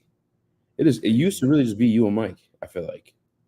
It was, yeah, it was. There was only a few of us, man. King was in there. There's a few of us. Yeah, you, King, Mike, and now it's like everyone is popping up here and there. You're right, though. Cool. Lions are winning. It's cool, man. But it's like, everybody's whoa. Hype. Yeah, like we hold the trenches down longer than that. Too easy. You been going for a while too, though. You were in your room doing it. Room doing it. In that basement. Shout out. Talking everything though. And that's where I keep the bodies. Hey, hey, real quick though, who won the fight? I didn't see it on Saturday. I fell asleep. Did O'Malley win or did he? O'Malley got dominated. He got worked. Got cooked. Yeah, he got cooked. Not in like punch. I mean, the guy was a wrestler or a sambo guy. He took him down. Was fucking rabbit punching him. There's one point we had him down in a headlock, and like because he's really good. He was down. He's so dominant. They kissed him. Gave O'Malley a little kiss in the middle of the fight. But then he got up like 10 seconds too early, and O'Malley punched him from the back. He's lucky he didn't get knocked out, honestly. Bro, shoot. I didn't know. I went to sleep. I was like, O'Malley probably cooked him. I was like, I'm not even going to – I fell asleep, but I'll be good. I'm going to check. And I haven't even looked yet. To hear that's crazy. Yeah. Okay, now I got to watch it. I did just saw while we were live just now, O'Malley has a torn oblique. He tore it in the beginning of training camp, so he was banged up. So there's that. Okay. But all those guys are, man. Those guys are tough. Those dudes are crazy, bro. I know he's always hype, man. Like he was the only guy. He's the guy that's like giving me like the in like a different way, but he gives me like McGregor vibes whenever he fights with the pink hair and stuff. Yeah. Like just the draw, I feel like is different. Like the energy that he comes in with. Yeah. So I was like, okay, this guy. Yeah. Yeah, dude, I don't know man, UFC. You have to get together sometime. Man, I'm watching UFC, man. I don't know at all what I'm talking about. So like when you say stuff, I'm like, oh, okay, I see you. I don't know. I can't. Dog, here's the hard thing with like that or boxing. I can't even tell who's winning a lot of the time. Like I'll be watching it, like, ooh, he's getting him, and then they're like, ooh, nice punch. I'm like, I didn't even see it. I be lost the commentators saved me on that stuff, bro. Because I be thinking one guy's winning, and they're like, oh, they show the replays. I'm like, oh no, he's getting cooked. He was getting cooked. I didn't know. I know he's getting popped like that. The only time I really know what's going on is when someone's bleeding. I'm like, oh, okay, he must have got hit. he must have took one to the forehead. Yeah. They ain't bleeding. I don't know what's going on. So, yeah, I enjoy watching. I just don't know what's happening at all, man. I'm lost. Watch some fights. Hopefully, come back to Detroit. Let's go. Dude, I want to go to one of those. I wanted to go to the one in Texas, or not in Texas. I don't remember where it was. I wanted to go to one of those, man. Is there one in Texas? Okay. Yeah, there was. I remember what the car was or whatever. But I was like, bro, I want to go to one of these, man. I was like getting the prices set up and stuff. So yeah, man. Let me know. I'm down. Here, I'd love to do that. All right, fire, man. I'm gonna do one last little read here for Bet US. If you want to stay in, you don't have to. It's up to you. All right. But if I'll you do stay. want to I'll stay stay in, in. So I'll give you that. the thing. Yeah. All right, here, stay in here because here's what I want to do, man. Shout to Bet US, YouTube, 150% deposit match, first three deposits up to $2,000. The NFL lines are out for Bet US right now, easy for week 3. And I wanted to kind of roll through a couple of these and get your early thoughts on a few of these lines. The first one was Ooh, this Chargers one. plus money versus Steelers. I like that. The Chargers plus on the Steelers. You like the Chargers winning? Yeah, with plus money, I think those are good odds if you're gonna play around. Yeah, I put a half a unit on that for sure. They're both stagnant offenses. I like how much they can run the ball. Steelers got tough defense, but yeah, Justin Herbert's pretty good if it comes down to like making a clutch throw. I like that. I'm gonna take that actually. I'm writing that down. And hey, the Chargers got one thing, it's really good tackles. So at the Yes, very still least they hold should be able to like dog. be okay. Yeah. Okay, I like that one. And 35.5 over under is crazy. This one I want to ask you about two of them. Houston at Minnesota. Minnesota's +1. Does that feel crazy that Houston's a 1-point favorite on the road? That feels Feels like a the steal. Vikings have been balling that much. I mean, that's crazy.